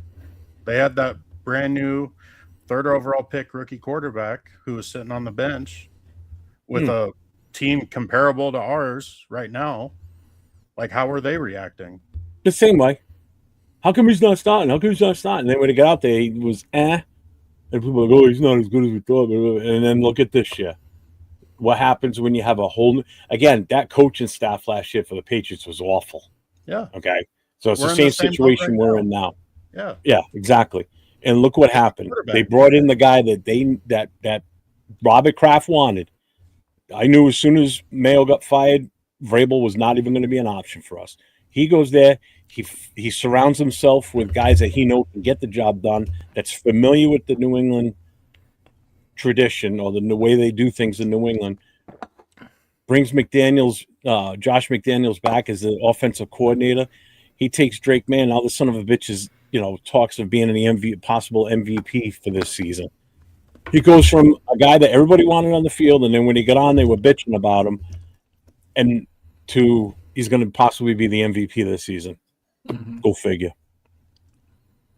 Yeah. Well, I just keep going to the point where you take your quarterback and you can build around him. Bears did it. Patriots did it. Mm-hmm. Like, it's so much harder to find a very good to great quarterback than it is to find and build a team around him. so you think Mendoza is that good that he's a good to great type quarterback? I do personally, yes. Mm-hmm. And then even I'm not then- knocking it. I'm just asking a legit question. No, I know, but even then, let's say he ends up being a what was that quarterback from what was it, UCLA that went to the Cardinals, and then the very next year they drafted another quarterback. Even if it's that situation, Oh, Sam Bradford? Was it Bradford? no, it's not Bradford. I can't remember his name, but he ended up getting traded to Tampa Bay. But even if Mendoza ends up not being that guy, we're gonna be in another position to draft a quarterback. Thank you, Raider Nate Rosen. Hey, Nutty Nate, what's up? Yeah, brother? there you go, Rosen. Yeah. But if he ends up not being that guy, we're going to be in a position to get another quarterback in the draft. Whereas if we keep skipping the quarterback and build up that team, we're going to be in a position where we cannot get a quarterback. We're going to have to keep relying on free agency or a late round quarterback, and we're going to keep being middle of the pack. Look at the Steelers. All these years, they've had a really good, strong defense and a pretty decent O-line, and they cannot get a quarterback because they do not lose enough games. And then they don't win in the playoffs. They're just stuck in the middle of the pack. Mm-hmm. Get the quarterback, build around him, play him. If he sucks, oh well, we're going to be in another position to get another quarterback and draft that one. No. Get the quarterback. Yeah, it's harder. It's so much harder to get that franchise quarterback than it is to fill the other spots. You know, it just. I mean, we haven't done it. Other than Kenny Stabler, I mean, even when we drafted Derek Carr with a 35th or 36th pick, we didn't draft him to be our franchise quarterback. We drafted him he was actually going to be a backup quarterback, and we traded for Matt Schaub. Matt Schaub was supposed to be, quote unquote, our franchise quarterback going forward. It just so happens that the preseason came along and everybody was like, wait a second, this Derek Carr can throw the ball. You know, so that's how that and he Derek Carr did a very good job in stabilizing that position for us. Did a very good job. It's unfortunate that we didn't carry the rest of it with him. You know, that we had some good offenses, but we never had that complementary defense that would take us to that next level. I get you to the end of the chat, so I'm relinquishing the mouse. But I can't get on the Lamar Jackson kick. No. I can't. No. It's going to cost too much, and I don't want a guy that's going to play most of the season early and then be out when you need him the most, when you're fighting for a playoff spot. You know, those games he missed this year, this game wouldn't even matter right now. You know, the games he missed early in the season that they could have won if he was out there. Granted, Tyler Huntley did a decent job for them, but 100%, Roy. Coach JB says it all the time. A good quarterback makes an O-line better. 100%. Yep. I mean, look at AOC compared to Pickett today. Pickett was absolutely dog awful and had the D-line sitting in his. And AOC, who's not a great quarterback at all, not even a good quarterback, maybe a good backup, and that's as best as it gets with him. And the O-line already looked better because he was getting rid of that ball quicker. Oh, he definitely was. You could see it. He ran like a goof when he tried running for that first down. I thought that was funny watching that run. And there's another component to this as well, is getting a better offensive line coach. That's 100% the biggest hiccup with this offensive line. I'm sorry. They don't go from being as decent as they were last year to just being awful. Bueno, besides overpaying, now turns us into a respectable franchise, and then later on when we are consistently winning, then we can be tighter on the checkbook. Amen, brother. Good call. Yep. Good call. Alan Dukes Jr., when was the last time you heard the Raiders had a locker room atmosphere you'd want? They need a hard-ass coach that can weed out singles for team players. How many take pride in the shield? Exactly. I mean, other than Max, I can't really point to maybe JPJ, but this coaching staff ruined that with JPJ. Yeah, Bowers, I think Bowers is a silent leader. When Bowers, he's not a talker. He just he just does everything. The silent one would be Colton Miller, to be honest with you. Too. He's the longest tenured veteran on this team right now. He is the captain on the offense. He is an offensive captain, but he's very reserved. That's the thing. You've never heard him say much of anything. Like when he had a press conference earlier this year. He came out to the podium.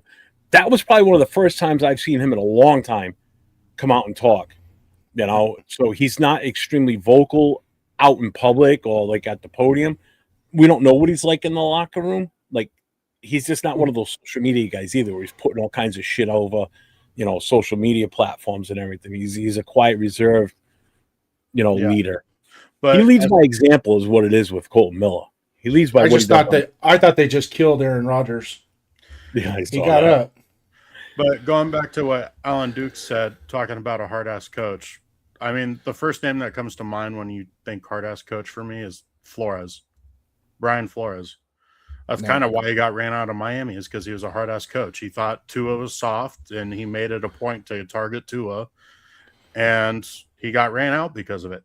But guess what? Some of those very good defensive players they had in Miami all followed him to Minnesota because they love him. So it definitely could be a locker room changing guy in Brian Flores, and he's a hard ass, and he's going to bring a different type of culture than we have right now or have had in the past few years. Only issue is it might end up getting too similar to when McDaniels was here, because McDaniels is a my way or the highway kind of hard ass guy. Do it how I tell you and do it exactly how I tell you. So we could run into issues like that if we brought in Flores. Mm-hmm. Slammin' Sammy coming at the chat again. Lamar will likely be a free agent in 2028. I don't think Ravens are going to extend him. Depends on if he keeps getting injured. I mean, he's getting older. His injuries are going to keep coming more and more. He's going to slowly start losing his athleticism the older he gets. It's going to come a point where they're seriously going to question it. And as his contract's coming closer to an end, their moves in the draft will tell you if they're going to move on from him. If they start drafting quarterbacks consistently, then yeah, they're looking to get rid of him.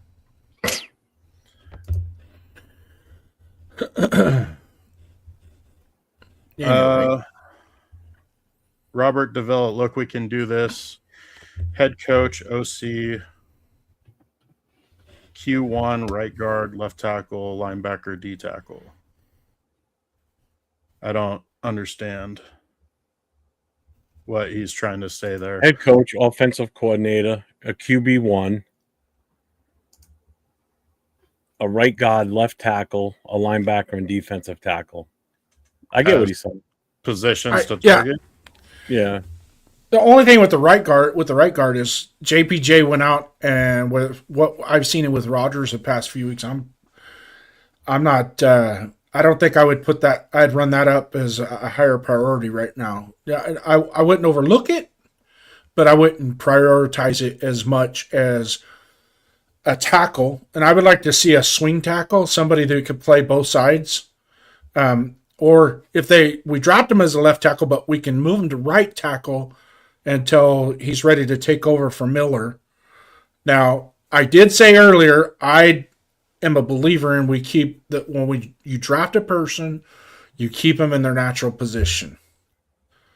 It's usually, the best way to go about doing it, business wise. Going into the draft and you see a guy that's playing right tackle, but you're going to draft him to be guard. It works and it can work, but if you need a right tackle, or you're going to want to draft a guy, you want a right tackle, somebody that's played right tackle. Well, I think even though Rodgers has shown promise, we still have to attack that position. We can't be content like we were with Glaze in the offseason. I'm not saying content. I'm just saying we don't have to prioritize it as bad. Glaze needed somebody to push him, and I think Rodgers needs the same thing. Yeah. Well, you got we're going to need a guard. We need by all means line. JPJ's injury prone, Miller's injury prone. Yeah, Rodgers, I get that. Looks promising, but needs to be pushed. Glaze clearly is weak against speed rushers. Our whole line needs targeted. So when we go into free agency, we don't go get a Kappa and Forsythe. 100%. Yeah, we go and get somebody, because there are some good quality offensive linemen out there that were backups on other teams that can start on our team. And go get those guys. You're going to improve our offensive line just by doing that. Go get I'll trade you a 5th round pick for your second string left guard that is probably a all pro on another team. Yeah. He just happens to be. I mean, you look at the Philadelphia Eagles is a perfect example. Their backups are better than any of our starters. Oh hell yeah! Why do you think they were able to let Booker walk like they did? Guy probably would have started on some other teams too. So, I mean, he was a third stringer there. Yeah. And he turned into a serviceable player for us to, come in and do what we need him to do. Not the greatest, but when we needed him, he was there. Yeah. They didn't get any reps out of. We jumped over to the defensive side though on this conversation, Jeff. I was actually talking about the offensive line, not the defensive line.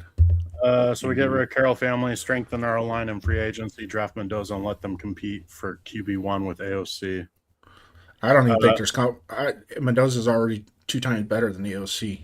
Yeah, I don't think it's competition necessarily. I think it's if AOC is the veteran on our team, AOC starts to let Mendoza sit and learn. Mm-hmm. I'm fine with that. Gonna piss off a lot of fans, but guess what? Don't kill our quarterback when we don't have a team around the quarterback position yet. Mm-hmm. And stop effing with my emotions. The front office of the Raiders. AJ Cole, yeah, he's definitely a Raider. Yeah. Hopefully he retires a Raider. I wanted Leckler to retire a Raider, but didn't happen. Yeah. I'm also for letting Ruggs Nope. See goodbye. He's gone. Yep. We got the money to buy an offensive. What was that? What did he say? What did I miss? Raider Travis said, "I'm all for letting Rudge try out." No, he's been talking Ruggs a lot lately. No, I'm not against it, but I'm also not 100% like, yeah, let's absolutely not. And nothing against the kid, but the whole situation in of itself, we don't need that. Panthers didn't extend Cam Newton in his 30s and actually led his team to a Super Bowl, unlike Lamar. Yeah, very true. I thought that was dumb by the Panthers to not extend Cam Newton, but he was also having serious arm issues because he could barely throw the ball when he was with the Patriots. Nah, he was struggling. Lamar Jackson can still sling the ball. That's the difference there. Remember when the Raiders brought Art Shell? Man, they'd die for him. Yeah, well, with a 2-win season. Oh, no, you don't remember the Art Shell 1.0. Yeah. That was so we were around for the Art Shell 1.0. And so the Art Shell 1.0 from 88 to 94, was it? Anyways. Yeah, the first goal was good. Yeah, so he took over in 88 for Mike Shanahan. And Mike Shanahan was trying to implement his culture into the Raiders culture when you already had Greg Townsend and Howie Long and Tim Brown and Marcus Allen, and those guys were on the roster. These are hardcore Raiders, and this guy was trying to bring his quote unquote his style of football team in. And when it got to the point where he was getting ready to fire Willie Brown and Fred Biletnikoff off the coaching staff because it was quote unquote his coaching staff. Mistake. You don't touch those guys. Those guys aren't going nowhere. So that's where the fight kind of began. Plus, he wasn't producing on the field with the and the Raider way back then was Al Davis gets the players, you coach the team. That's the way it was. He gets the players, you coach the team. And he started to pull some shenanigans. The locker room started to kind of implode on the coaching staff. And then when they made Art Shell the interim head coach, it was like a relief off of everybody's chest. And then they can, just something simple and stupid as Mike Shanahan had a rule, no sitting on your helmet on the sideline. Right? No more sitting on your helmet on the sideline. Just little shit like that, right? Well, you know what Howie Long liked to do? Sit on his helmet and watch the offense play on the sideline. Yep. And when Arshell came back, guess what? If you want to go down at the end of the field and watch the offense while you sit on your helmet, go ahead. I don't care. Biletnikoff used to do the same thing when he was watching the defense when the offense was on the sidelines. Yep. So would Stabler. Him and Stabler would sit side by side on their helmets and watch the game. Yeah. So, and that's when the culture flipped, and then they had two. It wasn't until after the Buffalo game in 1990 when we got obliterated in the AFC Championship game is when his team started 8-8, 7-9, and then Al Davis was kind of forced to make a change because it just became too stagnant at that point. Plus, Terry Rubisky was a horrible offensive coordinator. God, He's that guy still was out there too. I think he's still around. Rubisky. I think he's he does consulting and stuff now. I don't think he coaches anymore. I've seen his name pop up here and there sometimes. Yeah.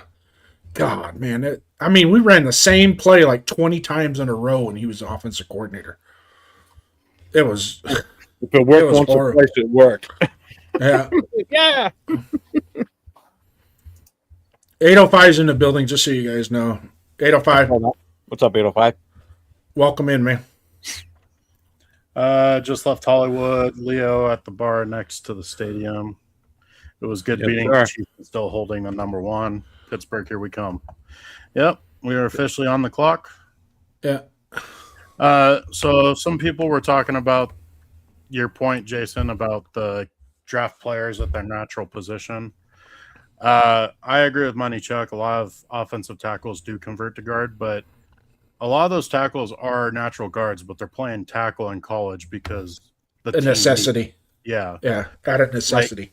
I think the perfect example for this draft is Trey Zune from Texas A&M. I think he's going to be a very good guard in the NFL, but he's played pretty much exclusively tackle, I believe, in college. Let me simplify the point I'm trying to get is if you have a guy that has played guard for 3 years in college and is All-American, you don't draft him and then say, hey, you're going to play center this year. And it's like, he was a guard, right? Yeah. Usually, when we're talking about this, usually you draft him as an offensive tackle. That's kind of your intent. Now, if for some reason he parlays into an offensive guard and does really well, great, man. You hit the nail on the head. But I don't want to go out and draft a guy that's a tight end and expect him to play quarterback. I don't want to draft a defensive tackle and expect him to be an edge rusher. I don't want to draft an edge rusher and expect him to be a defensive tackle. You see what I'm saying? It's kind of stick to the core natural of their position when you're drafting. If for some reason during the development process that changes, fine, it happens. I get it. But draft based on their natural position. Yeah, you know where those changes usually come? In college. When, they were big enough in high school to play a certain position, but then they get into the college ranks and they're too small, so we move them Things to tight change. end. Or, he comes in as a tight end, but he doesn't have enough beef for tight end, so we move him to wide receiver. Now, that's when the changes are made, is when you make that transition from high school to college. Because you don't have that big growth spurt anymore. You've maxed out, basically. Your maturity level changes from the time you're 18 to the time you're 23. There's a huge, and it happens to every man, is their maturity level, their body, their physical composition, everything changes from the time they're 18 to the time they're 23. What's up, SoCal? So if I keep getting fat, this means my maturity level is going up. You done past 23 a long time. You're very mature. You're beyond you're beyond mature. Yeah, I'm still an immature child at heart, though. Yeah. I just got to ask Robert Diwali. He says, "I'm calling it now. It's Graham as our head coach." Are you talking Patrick Graham as our head coach? Because if it's Patrick, oh hell no. Yeah, he said it twice in the chat. No way, man. If that's the case, keep Pete Carroll. Good God. No, I'd rather have Graham than Pete Carroll, but I don't want to. I'm done with Graham. I'm done with him. Get rid of the whole staff. Yeah, I don't think Patrick Graham hangs on to a defensive coordinator position. I think he's going to be relegated back to a linebackers coach. And I wouldn't be surprised to see him go back to New England as a defensive assistant. There's a world where Patrick Graham goes to college. I don't care as long as it's not within the Raiders organization. That's all I care about. Yeah. I'm done with him. There's also the fact that Patrick Graham keeps looking for a head coaching job, and we keep trying to do everything we can to keep him on our staff and not Yeah, give him right. give him that head coaching job. I don't think he stays. I don't think he re-signs with us. Fine with me. See ya. Yeah, get rid of our I whole don't want coaching staff. anybody left. That's when you go to the coaching staff and you look at the list on the website for the Raiders. Oh, I just don't like you, Bueno. When you look at the coaching staff on the website for the at Raiders.com, anybody that's on that page, for the most part, I want them all gone. That includes Deuce Gruden. Yep, I was going to say the same thing. Take him with you. The entire training office gone. I want them all gone. Yeah. I want everything brand spanking new. Even to the point of repainting the walls in all the offices. It's just I want it to smell new in there when the new coach comes in and goes, ooh, I like this. Everything's new. New desks, new chairs, new everything. Fuck it. I want the place gutted like it's a renovation, man. Like, flip this house. We're gonna flip this team. We're renovating everything. Yeah. If you're going to rebuild, that you have to do it from the. I mean, even if you got to tear the foundation, the concrete foundation up out of the ground and start with fresh dirt, so be it. Fuck, start construction tomorrow. Build a whole brand new facility. Tear that Intermountain Medical, whatever the hell that place is. Stop. You think that's got bad? You think that's got bad juju? I think so. Go back to eating her meals out of a trailer. Yeah.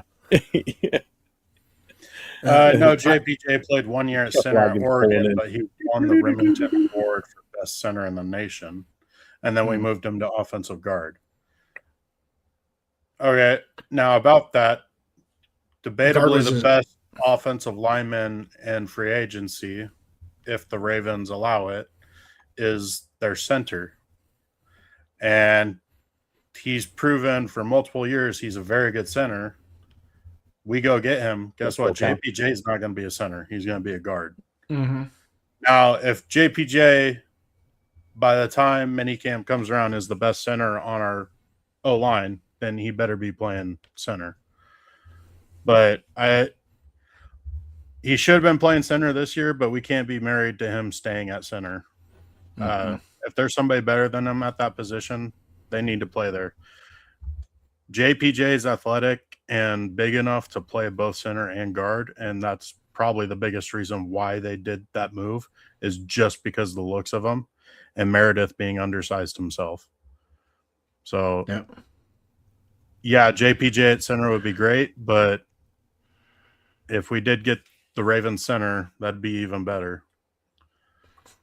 And then there's also the issue with JPJ being injury prone. He's been hurt 3 times in 2 years now. Well, he has concussion issues going back to high school. Yeah. So you want the heart of your offensive line to have that issue lingering around him? Because remember, it's easier to put in a backup guard than it is for a center, too. But it's also nice having somebody like JPJ that if we needed a backup center, he can fill in. So that's good.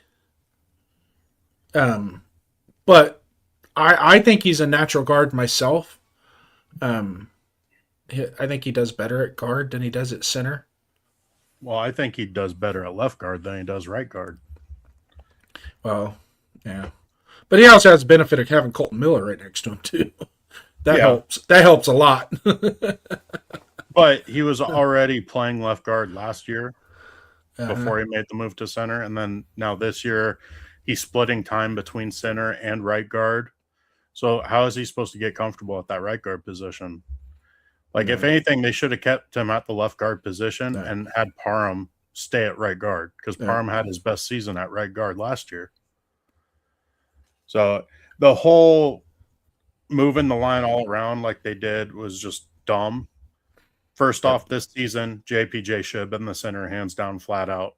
Meredith was the best left guard on our roster this year, and he kind of proved that last year with his pass blocking. His run blocking is very suspect, but he's undersized. That's going to be an issue. And Parham had his best season at right guard last year. So it just made zero sense to go shuffle that all around. Like, See, those I thought his first year at left guard was better than his last year at right guard. Are we are we seriously talking about when Parham was actually good? Can we stop that right now? He's so bad. we're I don't talking think there about was ever a time that he was good. God, he's had good plays once in a while, but to say like you're good for this year at this, hell no. Guy's a bum, man. I'm sorry. His rookie year, he actually performed very well. His rookie year, What? he did very well his rookie year. Oh, I thought you said this year. Sorry. Oh, if you look at PFF, he was a great guard. No, here No. we go. Somebody's people have said that to me before. Oh, he was ranked something or whatever. PFF. Yeah. Okay, that PFF can go out the window. I don't trust that thing. The proof's in the pudding when you watch it. I'm sorry. Because Roy, JPJ plays both guard and center naturally. Yeah, he's a natural guard. It's what he played. The first 3 years in college, he was a guard. He was a guard. That's his natural position. And I think that's what the Raiders drafted him as, is a natural guard. Well, we don't know that because the front office that drafted him wasn't the ones here this year. I think he had to play center out of necessity. He pretty much Because even when we had what's his name, it was Andre James. It wasn't until he got hurt that JPJ went into center. Yeah. And then when Andre James came back, he went back to center and JPJ went back to guard. Well, Roy, you're dead wrong on that one because if he was drafted as center, why did he start at guard when he first started playing last year? He was drafted as a guard. Yeah. If you look up his card when they put it, he was drafted as a guard out of Oregon.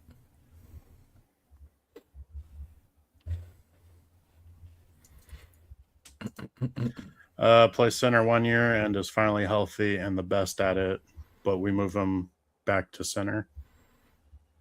I think he meant back to guard. Look, I get the frustration of moving him to guard this year because we didn't have a better center on the roster. He should have been the center, hands down. There's no argument there. Yeah. I'm just saying with the possible free agents out there, it may be he ends up being a guard plus his injury history. It may be you don't want him at center because of the injury history. That center is a very important position on that offensive line. I'm not bueno. He was drafted as a guard. There was a report that he forced AP to move him to center. Yeah, that's accurate. Because JPJ was even bragging about it, I think, on Max Crosby's podcast. Mm-hmm. I just noticed his avatar. It's Tyree with 2 wrestling belts over his shoulders. Tyree might have a better WWE career than NFL one. Oh, did you see him ball out today, though, man? Oh, yeah, dude. Awesome. My God, man. He was awesome today. Yeah, he destroyed that practice squad tackle. Dude, he's on his way to the Hall of Fame with that performance. He scored the team 2 points. He alone got us 2 points. That's all. He was a game wrecker, man. You should have saw it. I mean, why is Max Crosby playing that position? They need to put Tyree there. They got to put Tyree in there, man. That's just stupid playing Max Crosby. Trade Max Crosby now. We got Tyree there now. Yeah. Oh, Pittsburgh just scored. It's now 19-17. With 3 minutes, 49 seconds to go in the fourth quarter. Also, it'll be 20-17 in a minute. So, part of me wants JPJ to stay at guard because there's 3 centers that I like so much in this draft. So, I'm kind of biased on that part. I mean, I don't think you can miss with a selection between Jake Slaughter, Connor Liu, and who's Iowa's center? The All-American. So, something that I want to bring up here.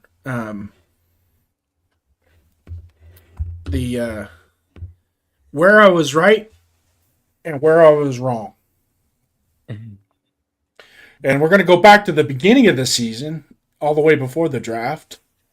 And I know Duncan, I saw some of his takes in the Discord, but he wasn't with the 401 Raider Jeff podcast productions yet. So, Duncan, going back on the season and what your predictions were, I want to know where you were right and where you were wrong. Before all the shenanigans were happening on the offensive Paul, line, and I'll be right back. I sorry, was saying and that I run. think we could get an 8-win season and have a bunch of close fought games where we might be able to scrape up 2 more wins and possibly get to 10 wins. And then along those lines, I was saying that, hey, we got Kansas City at home the last game of the year. Wouldn't it be awesome if we were both fighting to get into the playoffs and we won that game to get in and kick Kansas City out? So those were my predictions. We did beat Kansas City, but Yeah, you were close. I mean, it still mattered for something that today. right, I guess. But yeah, Just didn't matter for playoffs. It mattered for the draft. That's about it. So, what did he ask you? Where you were right or where you were wrong? So you where were I was right? right was we beat Kansas City. Where I was wrong, we only ended up with 3 wins. So I was off by 5 to 7 wins. Also, I wasn't thinking that JPJ was going to be the right guard and barely the right guard, because you got to remember he was competing for the center position and then he was competing with Kappa for the right guard position. Blows my mind. Yeah. After that, really, I was just predicting the record, and I was way off. And I think a lot of us were. I think a lot of the more down-to-earth fans were probably thinking like 5-6 wins, and they were still way off. So, yeah. But no, I was way off. And thinking back on it, I was in the Discord that Jason mentioned. I was one of the people that was fairly against Pete Carroll before we actually hired him. I didn't want him because I didn't see a long-term future with him. And to me, the whole point of hiring Pete Carroll was to change the culture. And it doesn't make sense if you want to change the culture with a old coach that's not going to be here longer than 3 or 4 years. Like, okay, you just get the culture fix and then now you're gone and we bring in a new head coach, and now what? They're going to change the culture to how they want it. It just didn't make sense. On top of that, I'm also really big on the offensive line, and Pete Carroll is notoriously bad with building an offensive line. Mm-hmm. His Seattle offensive lines were really rough. Geez, were you wrong at all? Because you're pretty much saying everything that you were right on. You haven't stopped the whole time Jason was gone. Damn. Well, the problem is, gonna be short. As it kept going, I kept buying in, and I believed we would get 8 to 10 wins. So ultimately, I was wrong. No. All right, Jeff, I know where you were wrong, but go ahead. Where I was wrong or where I was right? Where were you right? Where was I right?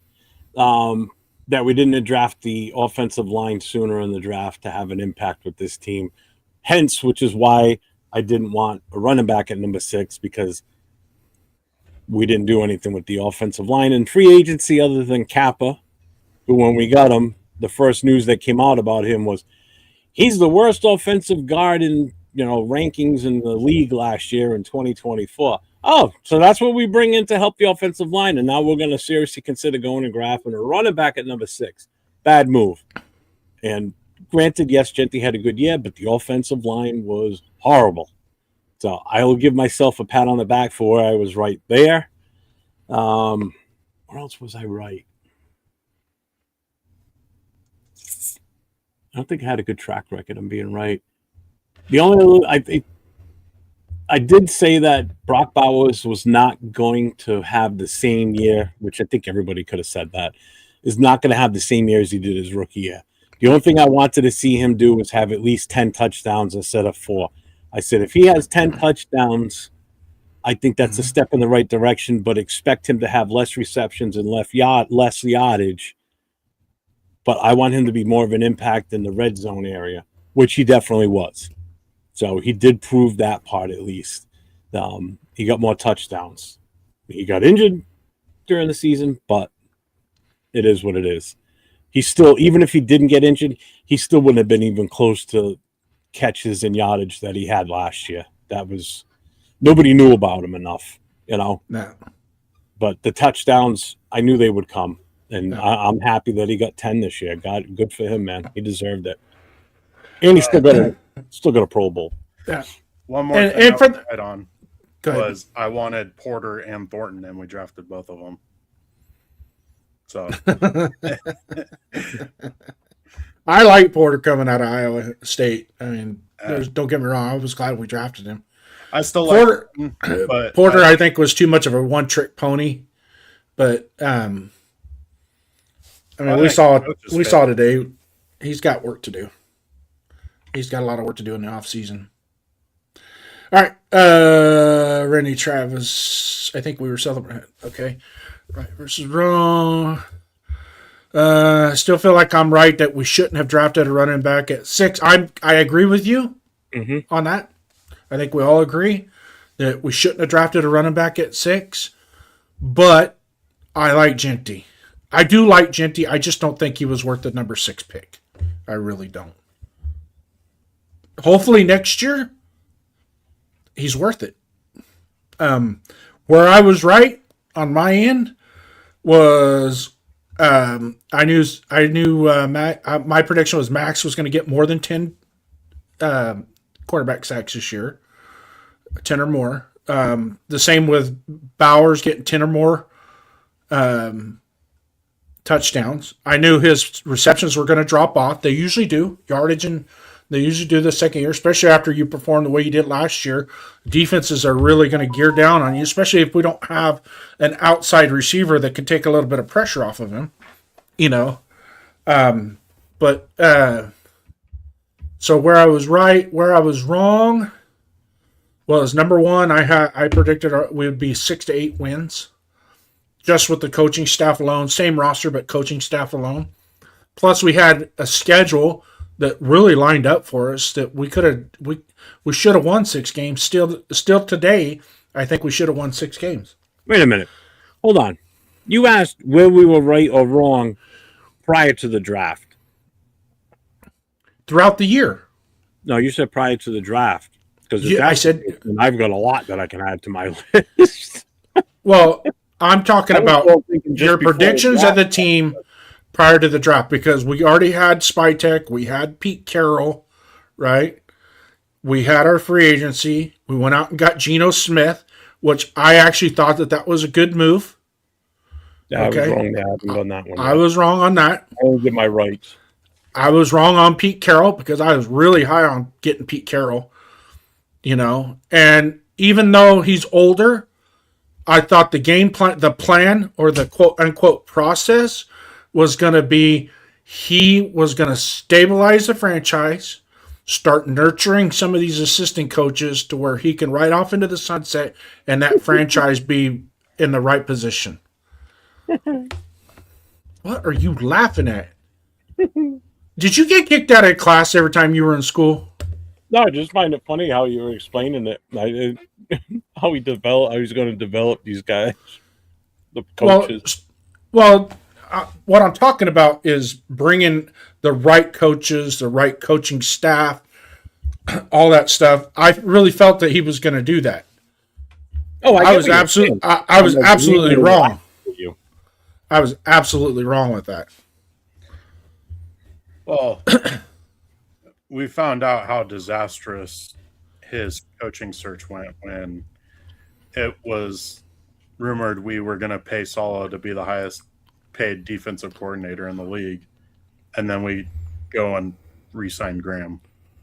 Yeah. So not only did we not want Graham, but we ended up paying him and bringing him back anyways. Yeah.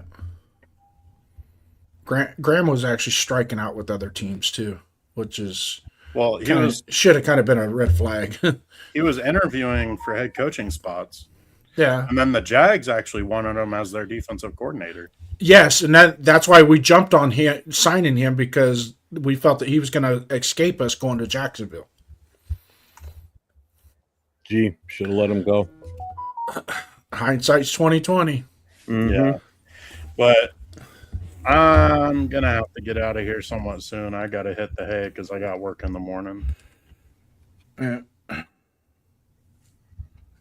So, final thoughts on the closing of the season so we can put the last patch of dirt on its grave. Ultimate disaster. Piss poor plan, piss poor execution of the plan, and whatever process that they were thinking of, it wasn't working. Wasn't working. Scrap that and start over. Yep. You, Jeff? Final thoughts. Thank God it's over. Okay. I'm just glad the season is done now at this point. Let's try this layout. Yeah, that's a little better. I'm just glad it's over. It's been, I swear to God, it felt like it was a 20 to 30 game season. It was long. Oh, my God. And Pittsburgh just scored. I'm happy. I'm happy that it's finally past us now. Now the next big news is let's find out what's going on with the coaching staff. And batten down the hatches, baby, because it's going to be a busy offseason. There's going to be a lot of talk going on as far as what we're going to do, what we think the team should do, what the chat thinks the team should do, and what the experts think, and what we're going to have for rebuttal for it, and then what the team actually does. Yeah. And then everything that's associated with us responding to what they do. So be ready. Yep. It'll be fun. I just hope we wake up to seeing the coaching staff has been fired. God. All the Seahawks have been let go. Get clean house. But yeah. Anyway, Jeff, what do you got going on this week, Jeff? You want to let the chat know? I don't have anything planned for tomorrow as of right now. But if news drops, that's why I put your notifications on. I will be going live. I will be on Tuesday night with the Most Notorious crew, myself, Leo, James, and Raider Will. Wednesday night, the Raider Connection is finally back after the last 2 or 3 weeks. We've been on hiatus because of the holidays. So we will be back in full force, all four of us, myself, Nate, Jay, Leo. Thursday night with Nate on Raiders Coast to Coast. And Friday night, episode number 2 of the No Huddle. So if you guys know anybody that's a fan of another team in the NFL other than the Raiders, and you want to have them come on and give their take on their team and rep and support their team, send them to my channel. Friday night, 9 o'clock Eastern, 6 o'clock Pacific. I'll bring them on the screen. It'll just be myself and them, whoever it is from whatever team. No huddle, baby. No timeouts, no excuses. Yeah, your first episode was quite nice. It was nice. Yeah, it was fun. It was different being on the screen by myself, talking just one-on-one with another fan that normally doesn't get on the screen, you know? So that was fun. I liked it. Yeah, and no homers either, which is what I like. I like a fan from another team that is open. You know, that's why Marcus Banks is one of our favorite. Yeah, that's why I want to get Marcus on. But I had Joseph Parra came on at the start. We talked for a good 20 minutes, and then he jumped off, and I had Randy N come on. So. Yep. And then Duncan, it's funny looking at your picture right now, because the way you are on the screen that I'm looking at, it really looks like you. Yeah, like you're standing there literally like this right now. See it? It's like he's lined up perfect. Perfect with his shoulders on the backdrop. Yeah. Yeah. So for us, Raider Nation, show me your shield on our channel here. Subscribe to our channel at Raiders First Downs, at Dunkin' Donuts Dunkin' Raiders. Man, I keep screwing it up, don't I? Donuts Dunkin'. You both of you guys, knock it off. Donuts Dunkin' Raiders. Subscribe to our channel. Hit the like, subscribe, hit that bell notification. So when we go live on Tuesdays, 5 p.m. Pacific, 7 o'clock Central, 8 o'clock Eastern time, we will wrap up. We'll have another show this week. We'll kind of wrap up. Hopefully, we got some other topics to talk about. Like we don't have a head coach no more. Now what? Or we'll have a head coach. What is going on? But you know how the Raiders operate. It could be 2-3 weeks down the road he gets fired. Yeah. You know what I mean? It just like let me sleep on it a couple nights and think about it type bullshit. They definitely go Should have to been the beat of their own drum. Yes. Yes. And the way our hierarchy is right now with, the God bless it, Tom Brady, our owner, is doing his Fox thing, and it's whatever Tom says. Well, Tom needs to shit or get out the pot. Either be an owner or executive or go play color analyst and just be a silent partner. As far as Tom Brady's ownership goes, I think you guys should go watch the documentary on his soccer team. That's about Birmingham City. I understand it's a completely different sport, but ownership is ownership, and it pretty much goes around the same way. And I think it shows some insight on his thinking on running a team. Good or bad? Personally, I think it's bad. Yeah. But it's also, you do got to take it with a little bit of grain of salt because it is for entertainment. But I don't know.